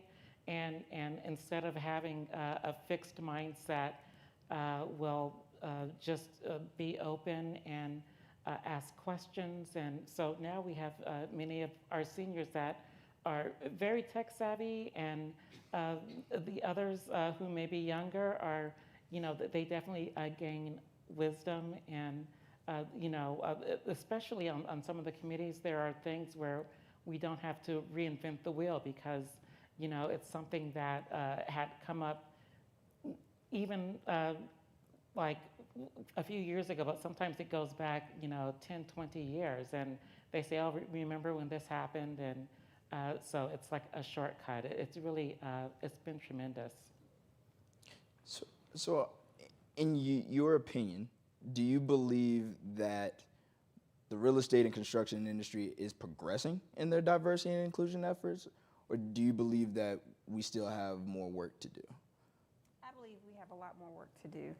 I think that it is still very competitive in the construction industry, because oftentimes people are looking for the lowest bid. Sometimes they're looking for the most responsible bid, which is different from the lowest bid. But there are more challenges, I think, for disadvantaged businesses, even when you compare them to small businesses. I think that you have to be intentional about bringing more disadvantaged businesses to the table, even if it's carving out different scopes with offering tier 2 opportunities. I think that you have to be intentional. It's not something that's going to happen overnight. You can't expect a disadvantaged business to be able to bid the same way as a larger business that has more capital and revenue. that can float projects longer, because as you know, in the construction industry, you have to pay people, every 2 weeks. And depending on that payroll, that may knock you out of even being able to bid on the project. So we have to be realistic about growing disadvantaged businesses to be able to be more competitive by matching those larger primes with the smaller businesses.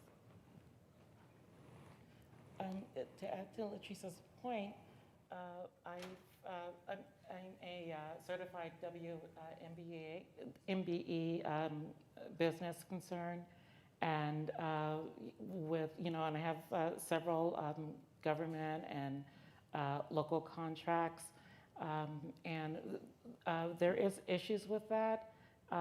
Luckily, things are changing, and there's a lot to go, but I think that there is a real effort to mitigate some of the inequalities, and that could be, you will see examples of percentages of MWBEs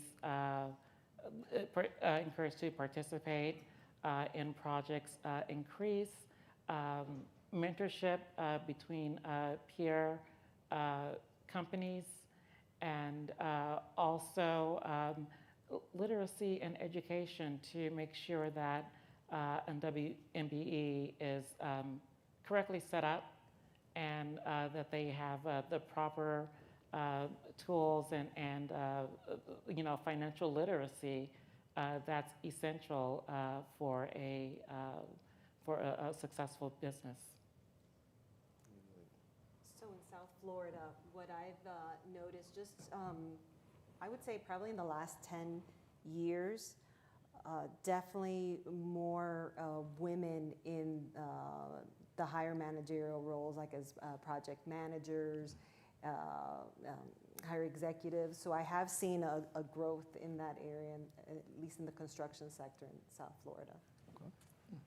I would say we got a lot more work to do, for sure. I have seen the changes. I hopped in at 24, like I said, at that time, if you could look back, which was 2008, 1 month before that bomb dropped, I hopped in at 24, naive.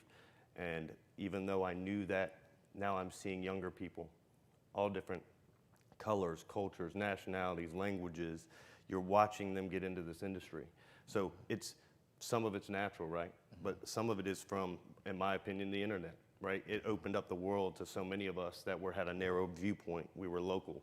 We were all local. And then we opened up to the world, and now we could share our thoughts with other folks. And so that exposed a lot of people to different cultures, different understandings and languages. But then we did nothing with it but try to get entertained, like TikTok or some of these other things. And then some of us got very progressive and used it for the betterment. And I think we still have that more work to do. We can utilize those tools. But again, I go back to the same statement, ground level. You have to purposely look at what you're doing in your companies, what you're doing with your everyday consumers, and how are you sending that message? How are you listening more than you're talking? Because that's what it's going to take. Because a lot of people haven't been listening, in my opinion, for years, because some of these problems have existed far before I was even on this earth. Right.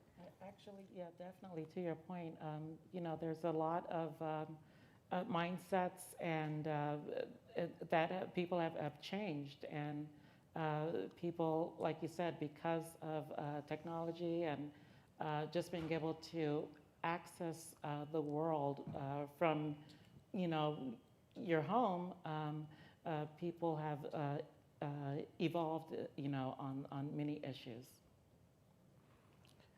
We're beginning to go back to, well, hate to bring up bad memories, ladies and gentlemen, but we're going to talk about 2020 again. So everybody's saying, in unprecedented times, we're going back to a new normal now. Now that all the vaccines are coming out, a lot of offices are trying to get back. If they're not back in the office, they're trying to get back by Labor Day, et cetera, et cetera. As it pertains to this particular panel, in your perspective, would you say that real estate would you say that there's been an increase, in diversity and inclusion efforts since COVID? Do you believe that COVID has affected the efforts of diversity and inclusion, and if so, why? I can speak to that. I am, my company is an environmental company as well as general contracting.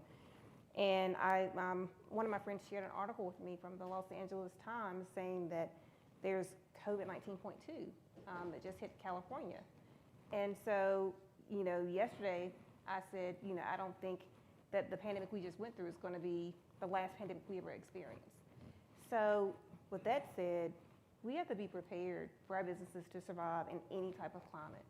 I'm very proud that our government stepped up to help us with PPE money and things like that to help in EDL loans. But at the end of the day, we now have to begin to pay back loans. Right. So if your business was at a certain point before the pandemic started, now your business is once again thriving where it used to be, but now you have to pay back the loans. That's an added stress to business, right? And now you're also looking at COVID-19.2. Are you ready? What does that mean for us? Are we prepared? One of the things that my business has done is we created a website, sladesafety.com, and we're offering cleaning services that are approved by the CDC and EPA guidelines, but we're also doing facility tests where we can tell you within 15 minutes after doing a swab analysis whether COVID-19 is present and then clean it. But the great thing that we're offering is training for your janitorial staff. Once we do that high-level environmental cleaning, how do you maintain that? We're offering and selling products such as Virus Defender to ionize bacteria, plexiglass to be able to still collaborate with people, but if someone sneezes, you don't have to say, hit the deck, oh my God, was it a COVID, cough or sneeze, whatever. Right.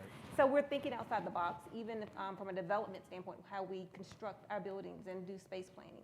So all of this, just by 2020, has changed my business because I've never even sold products before. Now I have a website selling products.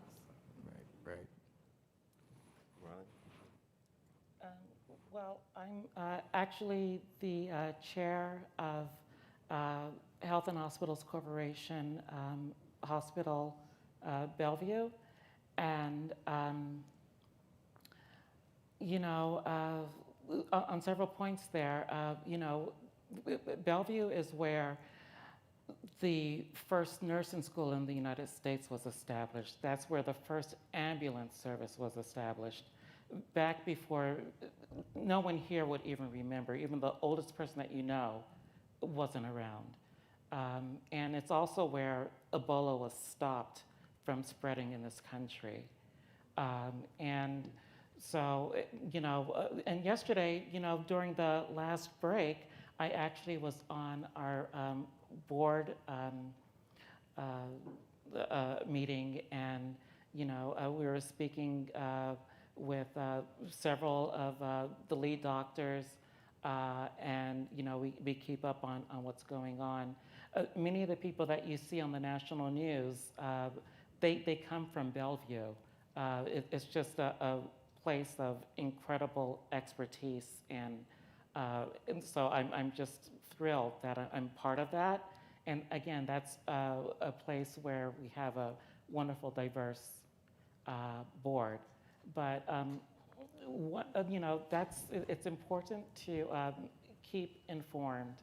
I've seen from the very beginning of COVID, we had a legislative breakfast with Dr. Osiris Barbeau telling us what it was all about. And we were probably one of the first audiences to get that information. And, one of the things that we had at the legislative breakfast was goodie bags that had a mask and Purell in it for all of the attendees, and we were social distanced. Basically, a week later, the entire country went into lockdown, and I was very, very busy from the very beginning. I had some large clients down on Wall Street and in Midtown frankly calling me, and so I developed, because of my background with materials and sustainability, and with the committees, part of that is, in designing healthcare facilities, I knew to look for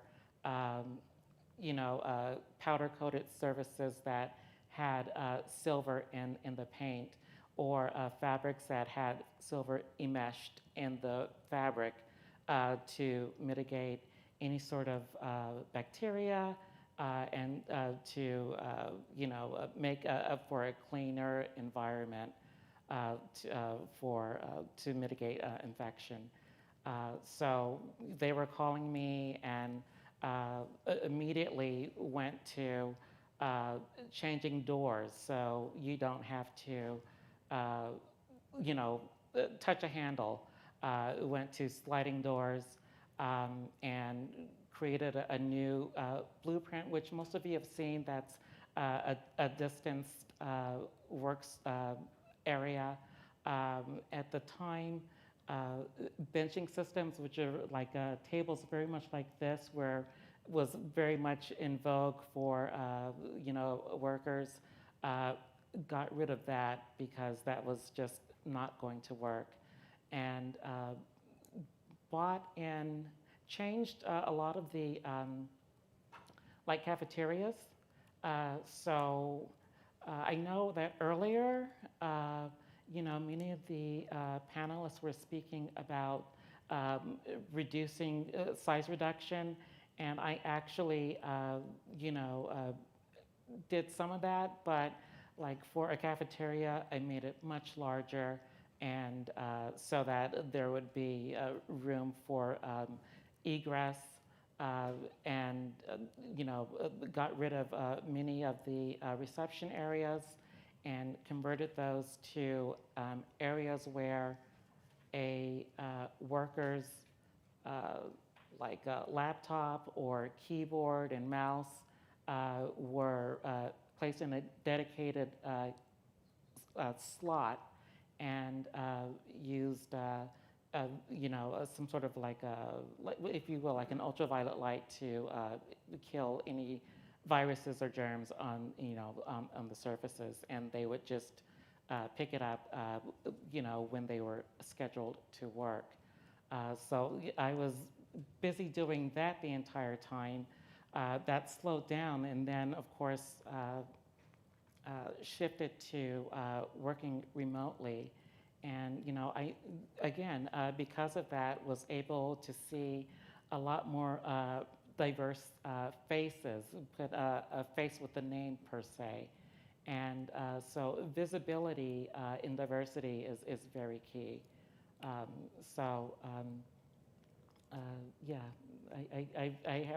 would say that it's changed, and it shows that with the incredible amount of depth and the way that people have shifted to working remotely as a norm, you're going to see that that's how COVID has affected things, and it's here to stay. There is a new variant that is scaring people, and unfortunately, and that's why I'm wearing a mask. I'm fully vaccinated, but because I'm the chair, I'm modeling behavior. That's why I'm wearing it, because that's my responsibility. Awesome. Sorry, due to time constraints, we're gonna have to go on to the next question.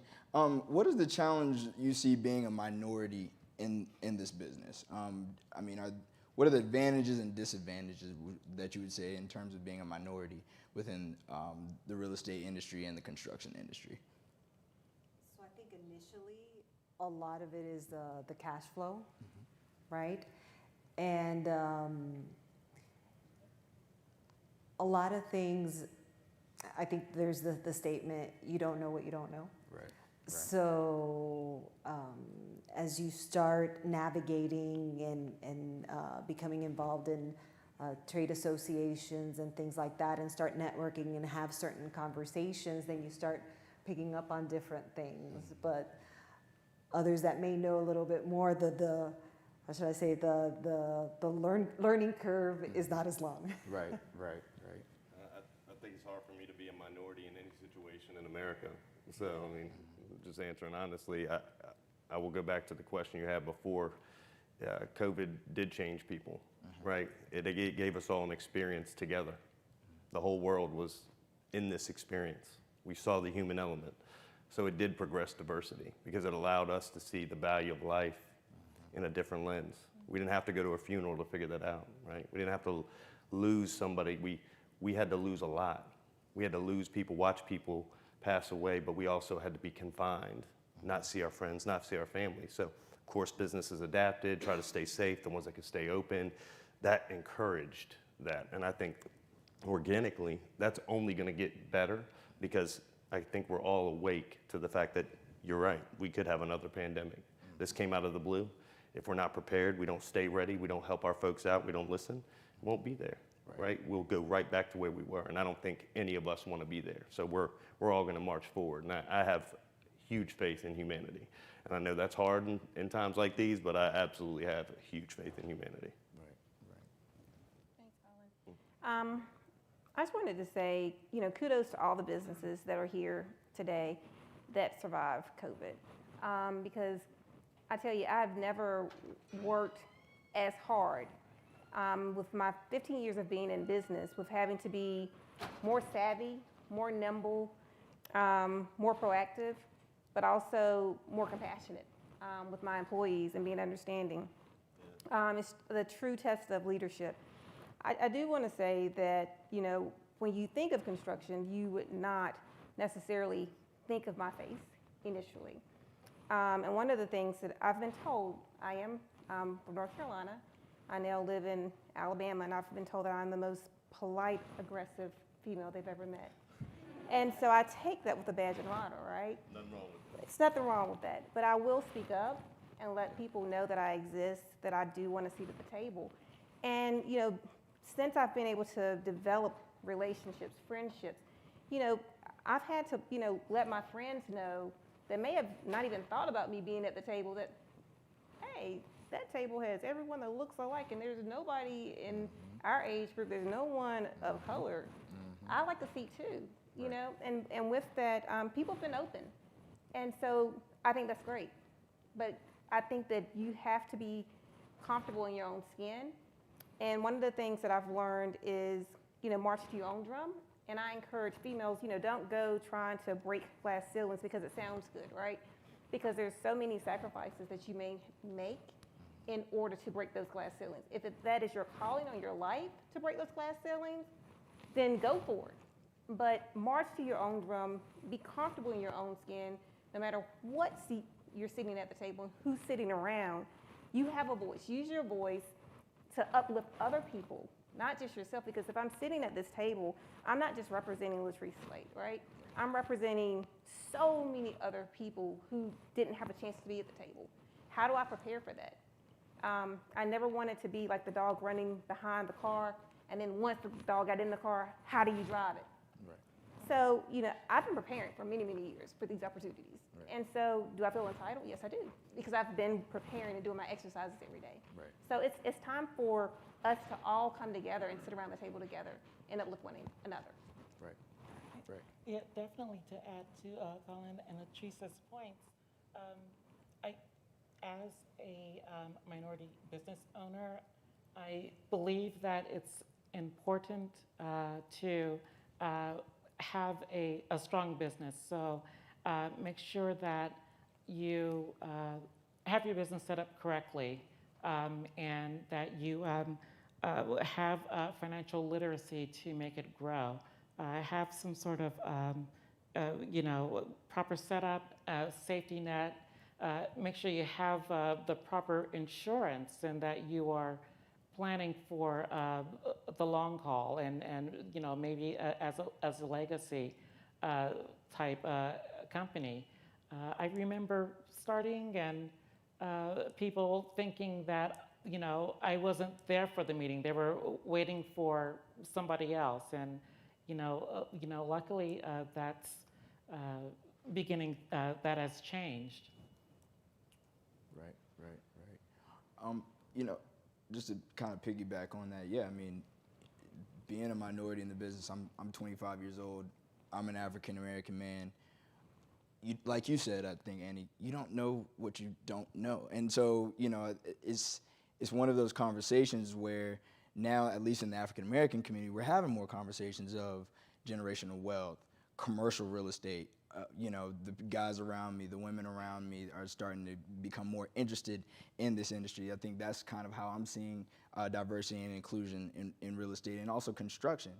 So with that being said, I want to dive a little bit further. I mean, does access to capital, does access to resources, information affect some groups more than others, in your opinion, as it pertains to real estate and construction?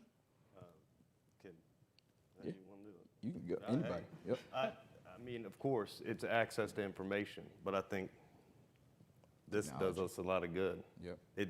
Before, it was hard, right? Right. You had to go to a library, read a book. How good is that? I still read. I'm a nerd, but I did not even want to read when I was young, Right.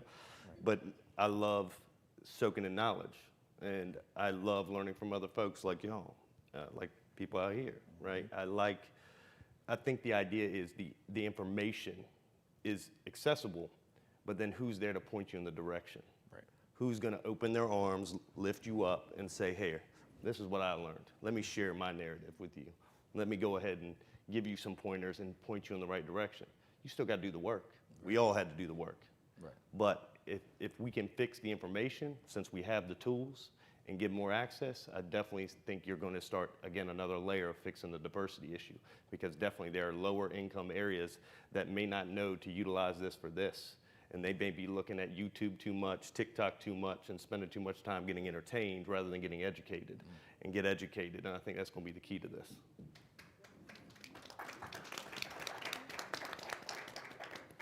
I would say my business has been around since 2006, and you read my bio. I have 4 degrees from UNC Chapel Hill, but by far the last over 15 years, I have felt like I've been in college still. It has been a constant learning experience. And so fortunately, I'm a lifelong learner, and I enjoy to learn, and I enjoy going to conferences and seminars, and it's great now that you can actually, look at things online. People are making it more accessible that you can be a part.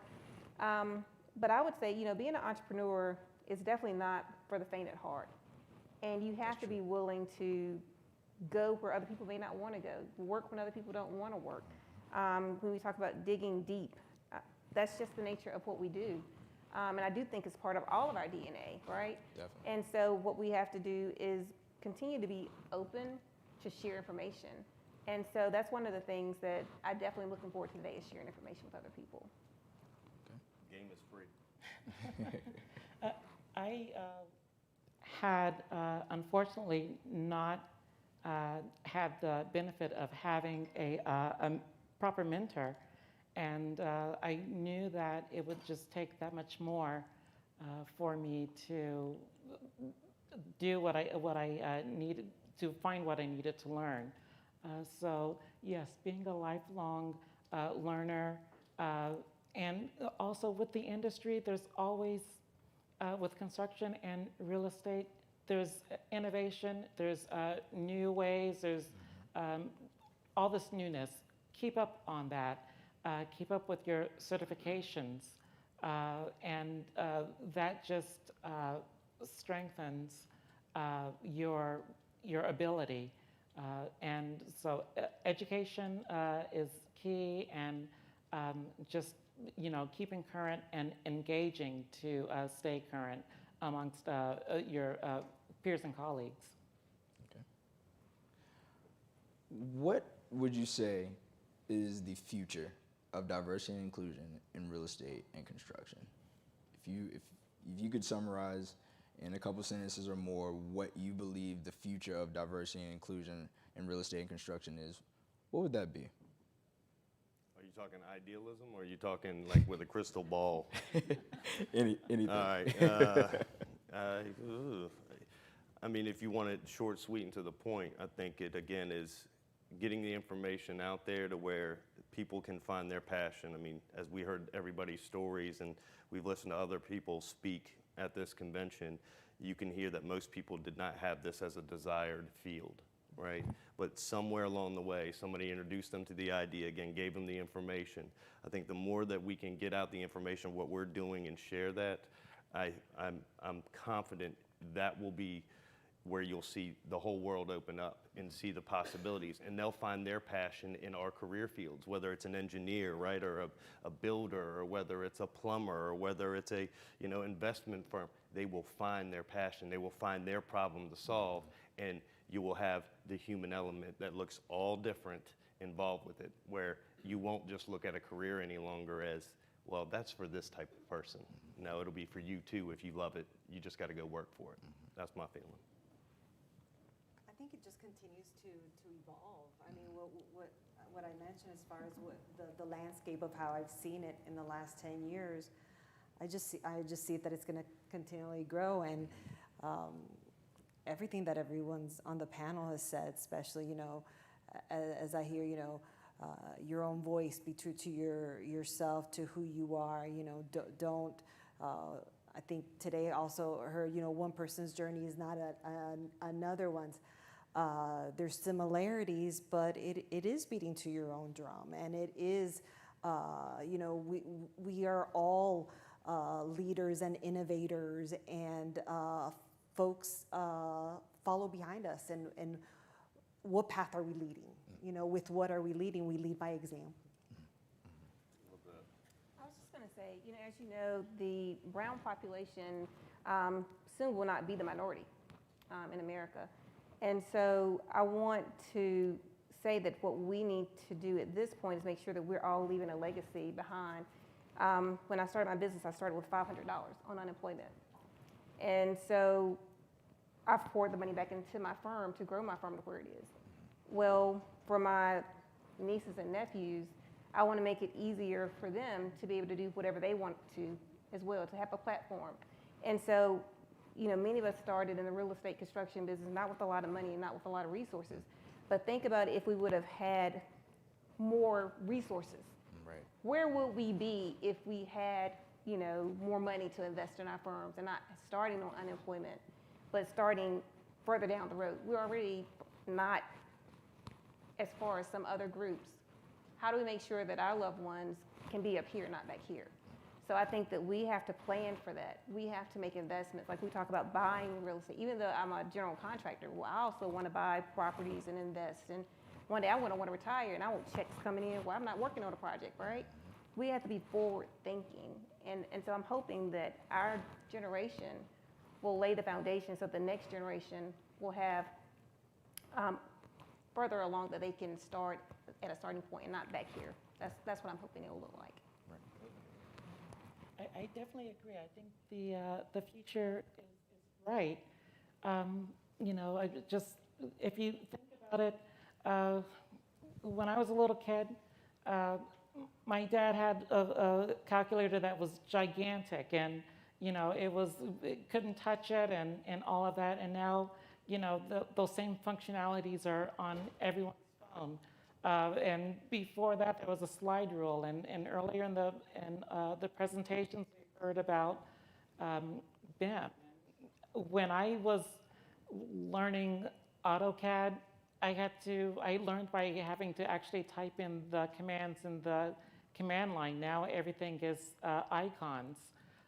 So things move forward, and just like Colin said, you have these different professions, and there's an intersectionality through technology where people can develop, and new things will emerge, and new opportunities.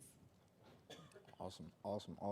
So instead of doing a typical question and answer, we're going to do something a little bit differently. So in the spirit of inclusion, we would like for some people to share at least one fact that will help other people's businesses. So you came to WRECONF, we're in Las Vegas. We want to make sure that we leave empowered, right? So if we can pass the mic around a little bit, if anybody could give maybe one fact that could help other people's businesses. We'd start, for example, with one of the panel. Give an example. So one of the things that it's a funny story. I test concrete, grout, mortar, soil, asphalt. I'm the person that touches things that most people don't want to touch. So I used to go to construction sites, and I had a car, which was not appropriate. And so when I was able to get my first truck, I wanted an SUV, not not a pickup truck. My workers have pickup trucks, but I don't want to drive a pickup truck. And so when I found out that I could receive a $25,000 tax reduction off my taxes by having a vehicle over a certain amount of weight, I was really excited. So that's how I was able to get my SUV for myself. And so, you know, that's something I didn't know when Annie was talking about sometimes you don't know what you don't know. Well, that reduced my tax bracket for me, and that was a big deal. And so, you know, I'm interested in knowing what other people in the audience may know to help other businesses that is common knowledge to some people, but it's not common knowledge to everybody else in the room. So if you have something that you would like to share, you know, I definitely want to know. I mean, that's value add. We all come to conferences for value add, right? To gain information, to gain knowledge. And so this is a point where we all can share what we know. I mean, I'll give you a tip, and I would say it's been the strongest driving force in my life is to realize that, again, that human element, find people and sit down. Sit down. Have a conversation, get to know them, really get to know them. Every person's got a unique story. Listen to the story. You'll start to build a relationship, if you're truly listening, that can feed your business, can help you find the knowledge, can do a lot of things that would increase our diversity. And I think if we spent more time investing in the personal capital instead of the physical money capital, we'd all be a whole lot richer, and we wouldn't have to work nearly as hard. It'd be a whole lot less stressful. That's what I've learned, and something that I could give to everybody. Perfect. We're going to move on to the audience. I think we had a couple people. Yes, so one thing that I feel that can help a lot of companies is the efficiency at which the company grows and scales. For instance, new hire training is very vital to ensuring that the processes and procedures are kept throughout the company's progress, and bringing on the new staff and training them in a timely manner and training on the job. For my company, we do this by video training so that they can watch videos that go through the process and they can work on a project that is similar to that video so they can work on the job and learn on the job. That's one thing that I've seen, and I've seen that virtual reality mixed with that is something that is coming up in the future, and some people are taking advantage of that. Do you have any insight to efficiency and training of new staff members during scaling Are you asking the question? Or are you making the statement? I'm making a statement. Yeah, I got you. I'm making a statement and asking a question because you asked for us to help benefit other companies. No, I love it. I mean, that was hugely insightful, especially when it comes down to we all started as a small business, right? And then at some point we realized we were getting pretty good, and then it had to scale, or, you know, eventually it can implode.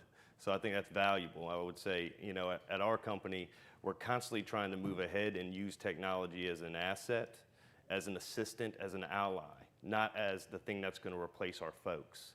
You know, we get outside of the box, but we listen to our folks, listen to our consumer, because at our business, we look at it in two ways, right? Our consumer are the buyers and sellers we're trying to service, but we also have another consumer. It's our agents, it's our staff. So how do we provide both with a level playing field to communicate? And that training has to be somewhat experiential, right? You're gonna have to learn hands-on on the job, but how do you give that, like what you're talking about with video? So what we started with was a 3-month intensive program, and then we would do role playing. We realized role playing didn't work, and we also needed to get faster at training because they would lose dollars. So we trimmed it down to 3 weeks. And then we got down nuts and bolts, continued that. But then we realized that wasn't good enough because most people starting in real estate are what? Part-time. They have a full-time job, want to transfer in. So now we're developing a technology background or platform that they can go in. It's still taught in person or live online, but they can get the material anytime they want, and then we're getting them leads so that they actually are experiencing live people. So we spend a lot of money on providing things like Zillow, Trulia, Realtor.com leads to those agents who never have ever been in this industry so they can learn on the job. Does it cost us money as a company? Absolutely. How many leads do we lose to an inexperienced person? But at the end, you're building them up and you're investing in the human capital, so the money will come later. That's what we're doing. Perfect. I think we had another person. So I just wanted to say, in the spirit of sharing information, and it seems like there's a lot of entrepreneurs and small business owners in this room. About 2 years ago, we implemented a system called EOS, an entrepreneurial operating system, and that changed our business. And it's just a system that you implement. It's not like a software or anything. So that's my recommendation to the group. Dope. I'll follow up on that real quick, and we're not together. But my experience, the best value that I got, and the most success that my company got, was just for hiring the right people. And when you sit down with somebody, you know whether or not they're the right person. We're a contracting company. 2 of the best hires I ever made came from Wells Fargo Bank in marketing, and ended up being a construction project manager. It was amazing. And hiring, training. I would also reference coaching as opposed to training, because the right people are going to do the research. They're going to train themselves, and they get a reward. They're the right people because they get as much reward from the checks that they get as from growing and expanding as a person. So finding the right people and helping them foster and improve their own personal development has always helped me grow and find success in just a deeper way. I love it. That's actually our attitude, is aptitude over, it's attitude over aptitude when we're sitting down with a new hire. You could shove a resume in our face. That resume doesn't matter. It is, what's your personality? Who are you as a person? Are you a fit for the company culture that we fit in? And then we'll train you on the rest and help you along the way and support you. So I agree with that. That's awesome. Perfect. I think we have time for like 1 or 2 more or so. Okay. So I have the mic. 401k ROBs, rollover for business startups. If you have a 401k from a prior employer, you can roll it into a C Corp that you start and own without any tax consequences. No early withdrawal fees. There's no taxes on that money. So dollar for dollar, what you had in your 401k, you can then buy real estate with, for example. I'm on the construction side, but it's a way to get access to your money that you've earned and collect it and put it to work for yourself rather than investing in other companies like just stocks that you're buying, right? Very cool. And actually, to add to that point, that's an excellent point. If you are growing and you're trying to attract the right talent, get key personnel insurance, and that could be very key in hiring somebody that would be lucrative and that shows potential and loyalty to the company. Perfect. All right, one more. Write the story. As we move into the IT era, you want to automate all of your processes. In order not to waste time, you have to write the story from A through Z. So as I'm working with Smart Property System, because they're creating a software for us, the coding talk is they have to write the story as they're coding this software. And it changed all of my processes because I had to write each process out step by step. But that prevented me from getting software that I don't need or don't work and having to add all these APIs to my software and spending more money because I'm paying 4 or 5 people to add to my software. So in order to not make those mistakes, write the story from A through Z. And A has steps, B has steps, C has steps. Write the story before you get into a software as you move into the IT and automated era. Awesome, awesome. Well, thank you, everyone. Thank you, panelists. Thank you, ladies and gentlemen, for coming. This has been a really good, thank you. And that concludes today's, today. Thank you so very much.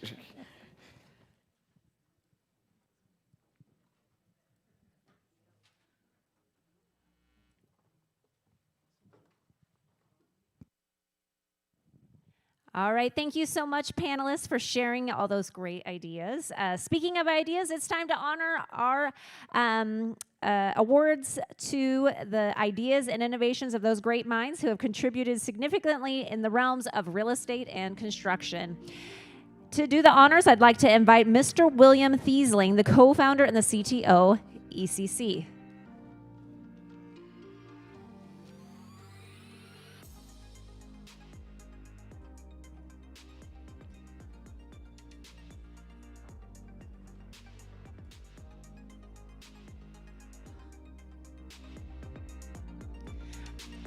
Our first award goes to Andrew Teig.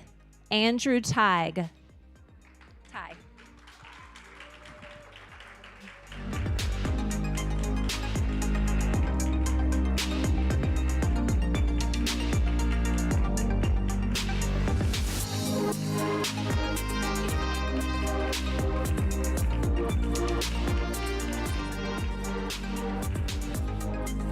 Good evening, Vegas. Excited to be here, and I just wanted to say how appreciative I am of receiving this award. Probably one of the things in my 43-year real estate career was I built my business on honesty, truth, and integrity. And so when we look at homes, I give them the good, the bad, and the ugly, and let them know everything about the property before they buy it.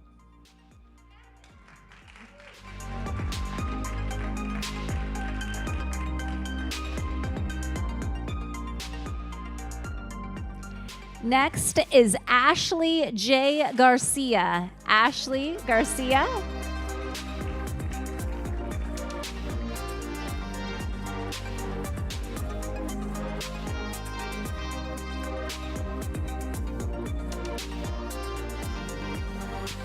Hey everyone, Ashley Jetta Garcia here. Just want to give you 3 bits of information about AJG REI LLC, where we acquire unique properties throughout the world for short and long-term rental strategies, meaning if you have anyone who's trying to sell landing strips, let me know. In addition, I provide tools and resources to entrepreneurs and business owners and real estate investors to become successful in their business with efficiency and effectiveness. And of course, if any of you who are business owners have the direct sell or affiliate marketing strategies or models within your business, let me know. And how you can let me know is by going to www.ashleyjettagarcia.com. Again, www.ashleyjettagarcia.com. Thank you.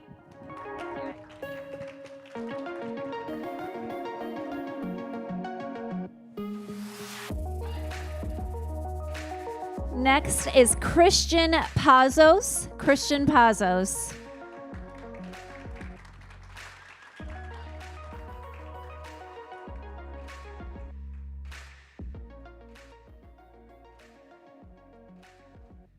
Hey, good evening. I'm just honored and humbled to receive this award. I know there's a lot of people out in the audience and out in the world that probably deserve more than anybody, including me, this award. But I'm just to say honored and humbled to bring this back home. And just thanks everybody for having the giving me the opportunity to be here. And I'll probably see you all there to do some networking. Thanks a lot.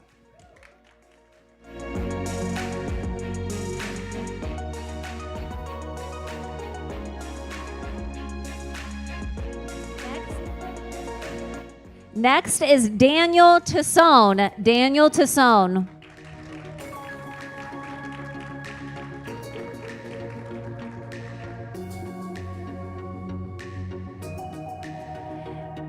Danielle Benishai. Danielle Benishai.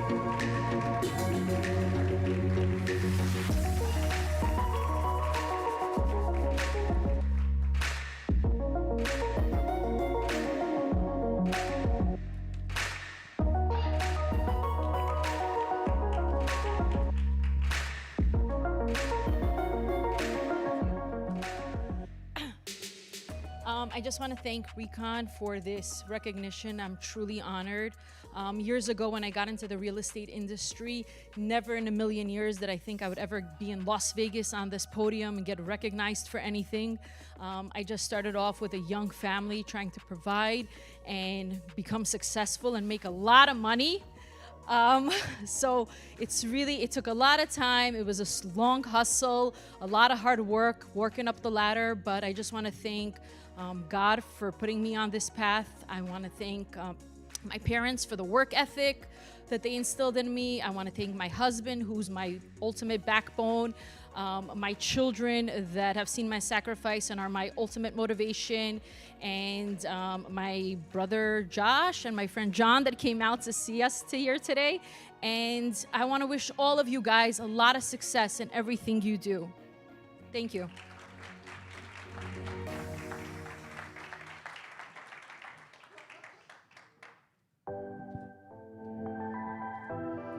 Dwayne Lewis. Dwayne Lewis.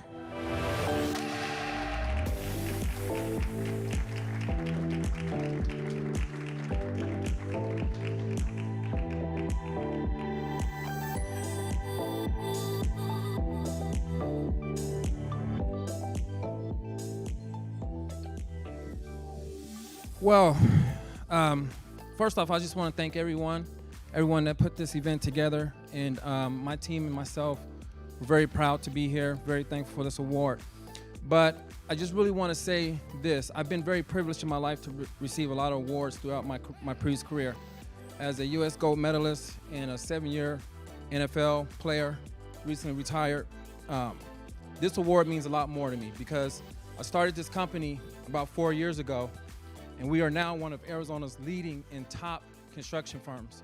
We manufacture and we do all interior build-outs. We also own properties throughout Arizona in the neighboring states. So being able to work with NASA, who became my newest client last week, Tesla, Amazon, Walmart, you name it. So to be at the age I'm at with the resources that I had, which was limited knowledge, because I went from a total different space in career to construction. You guys know how difficult real estate and construction is.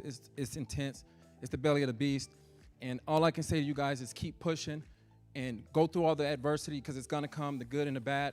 And if you wanna see the millions and be able to sit back and watch your bank accounts grow, you have to have the mindset, and everyone here I know has that mindset. I just wanna thank you.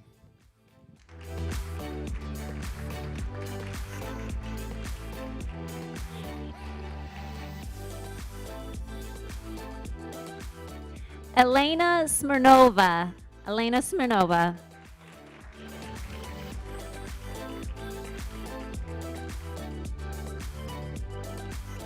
Oh, thank you so much. This is really humbling and such an honor to me. Something I learned from my previous career as a concert pianist was perseverance and connecting with people, and that's really what has gotten me to where I am today.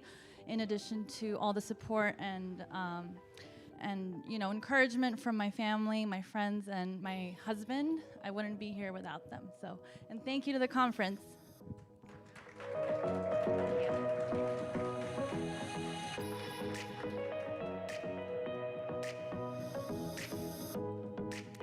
Jason Avery. Jason Avery.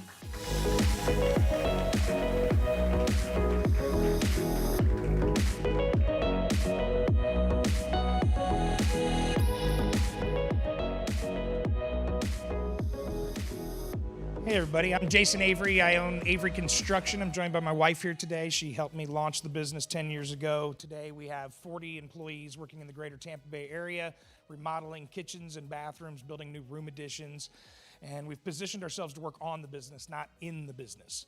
With that, we went on to start another business. We partnered with our two best salespeople to open a custom cabinet factory, 6,000 square feet in Clearwater, Florida, that provides custom all-wood cabinets to local contractors like ourselves, helps us network with those other contractors.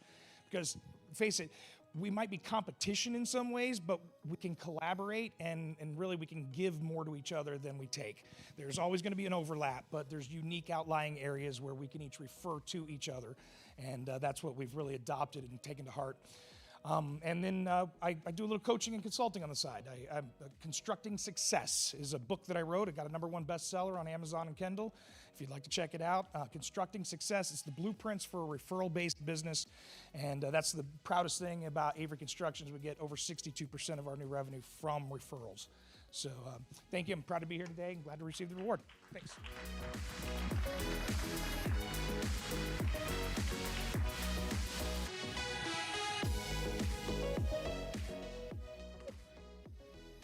Jody James Watkins. Jody James Watkins.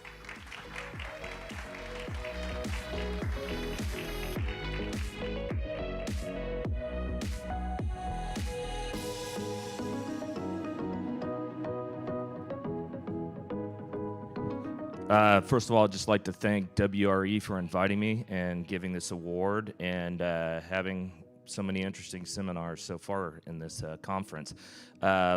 Created Watkins Landmark Construction about 17 years ago. Our goal is to build landmarks. I've been very fortunate in my career. I've built Petco Park, Indian Wells Tennis Garden, California Angels Stadium, and just for somebody that's a failed athlete, it's always a good thing to at least be involved in it somehow and build stadiums. And the reason why I had her say Jody James Watkins is because, not that I'm an assassin or a serial killer, which usually goes with the three names, but I am the original boy named Sue, and I'm trying to cut down on all the women in construction keep trying to get me to join. So I put my middle name in. So hopefully that answers your question.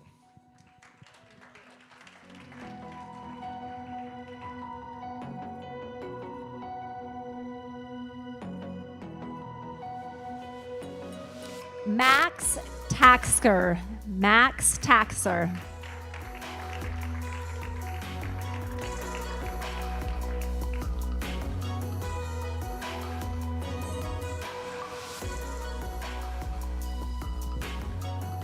Thank you very much for all participants of this sessions. They just share the user experience with all other just participants in this sessions too.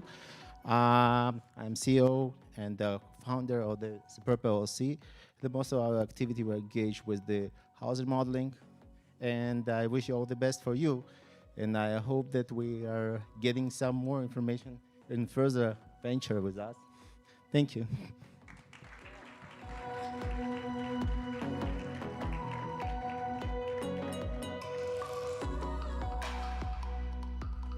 Robert Roden. Robert Roden.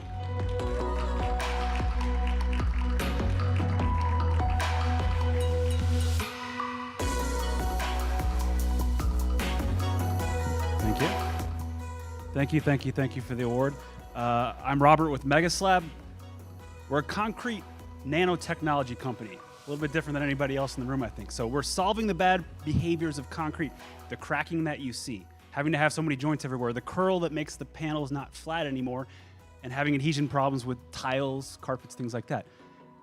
In the process of solving the problems, we've re-engineered things so that panels can be as large as 150, 200-foot squares. Massive panels, therefore mega slab. We're doing this inside and outside. And you'd think this is gonna cost you a bunch more money. Not the case. There's a lot of times now where we are flipping asphalt pavement projects into concrete with using mega slab. And in the process, also reducing CO2 by 50% or more. So we're working with Amazon, Home Depot, Caterpillar is a big customer of ours. So that's Mega Slab. If you're interested in concrete slabs, pavements, slabs on metal deck, tilt-up walls, anything like that, come talk to me. If I can have 30 more seconds, and I know everybody wants to get a beer, I have to explain my side hustle because there's so many people in here in the construction and renovation space. I bought into a franchise during COVID. Stupid idea. Somehow it's going well. The franchise is called Smash My Trash.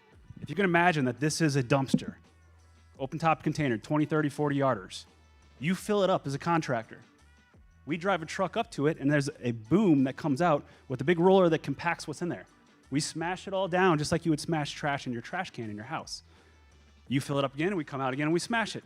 In the end, you can get about 4 or 5 hauls into one, reducing your cost, saving you money, making us money, making everyone happy except the waste haulers. And if you work with them regularly, you probably have an opinion about the waste haulers that is in line with mine. So thank you again. Thank you.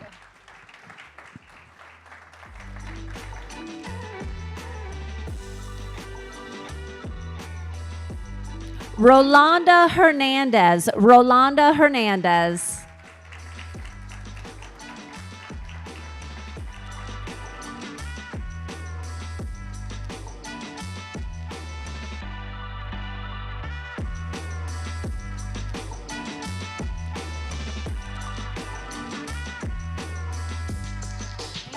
Thank you. Such an honor to be here. Thank you so much for this award. 30 years in the business, and I never thought that I'd be in Vegas in MGM Grand getting an award like this. COVID has brought out so many things, and one thing for sure, it has brought out the WRECONF.com. It's an annual thing that we do to educate those that want to get in the industry, whether it's construction, whether it's investors, wholesalers. So if you want to check that out, please check that out. Operations, I also help with that on a project management for software. We talk about systems and processes.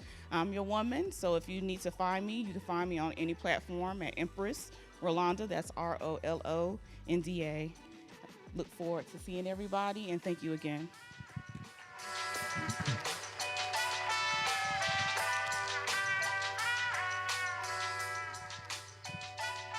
Timmy Ryerson. Timmy Ryerson.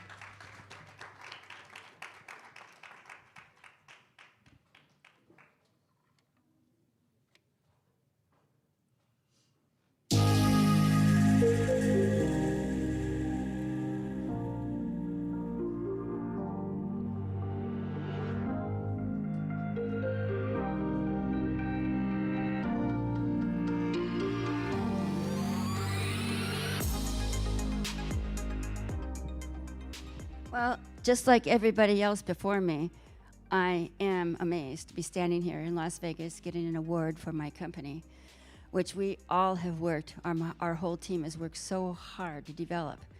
So I've got some thank yous to make here. First of all and foremost is to my husband, Rick, who came with me for this convention and has been hugely supportive. Rick has given his wisdom and understanding of the property management area that helped us to develop this ground-changing software. Second is to my CTO, Tyrone Wilson, who couldn't be with us today because his country is still locked down with the COVID. He lives in South Africa, and he's absolutely brilliant. And we were just blessed by God to find this person who could help us so much with the development of this software. And third, and not last, is my dear new friend, LaShondra Graves, who is here with me today. She became a partner with my company about 3 months ago.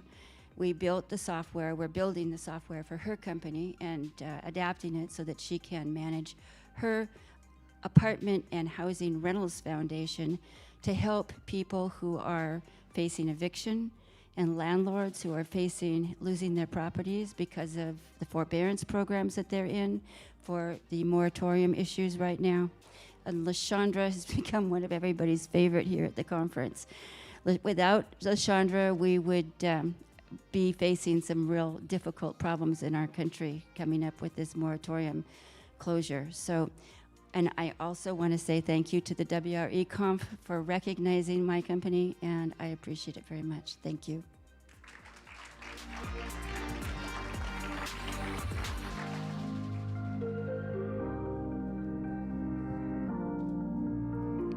William Gutierrez. William Gutierrez.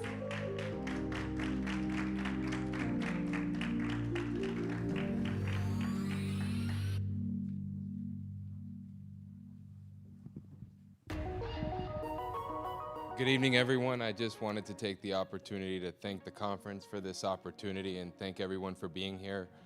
As she stated, my name's William Gutierrez. I'm a vice president qualifier of the Aerial Companies. We're headquartered in Naples, Florida. Been in business for 40 years. We're a certified general contractor and construction manager that works across state lines. And given this opportunity, I do owe some thank yous. I've got to give a thank you to the conference first and foremost, also to my team being committed to our agenda through COVID-19, and then to my family, more importantly my mother, and my fiance Chloe, who came all the way here from Naples, Florida to join me. So thank you, everyone.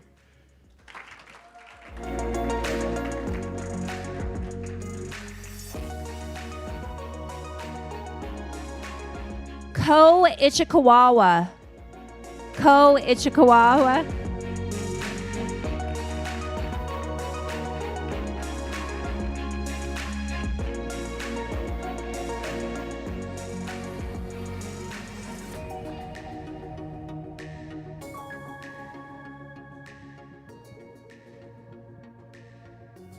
Thank you, everyone. My name is Ko Ichikawa. I'm the CFO of Movoto from Bay Area. So Movoto provides a real estate portal website, and we are trying to build an end-to-end platform for real estate transactions to make real estate industry easier and more frictionless and better experience. So I'm really honored to have such an amazing recognition. Thank you. And also, I'd like to take a moment to say thank you to my family. I really appreciate that they give me support and motivation. So thank you.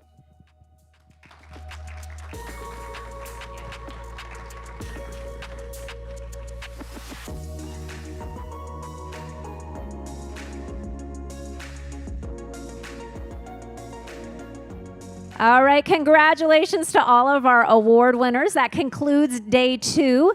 I hope you have enjoyed yourself today, and I'll see everyone tomorrow.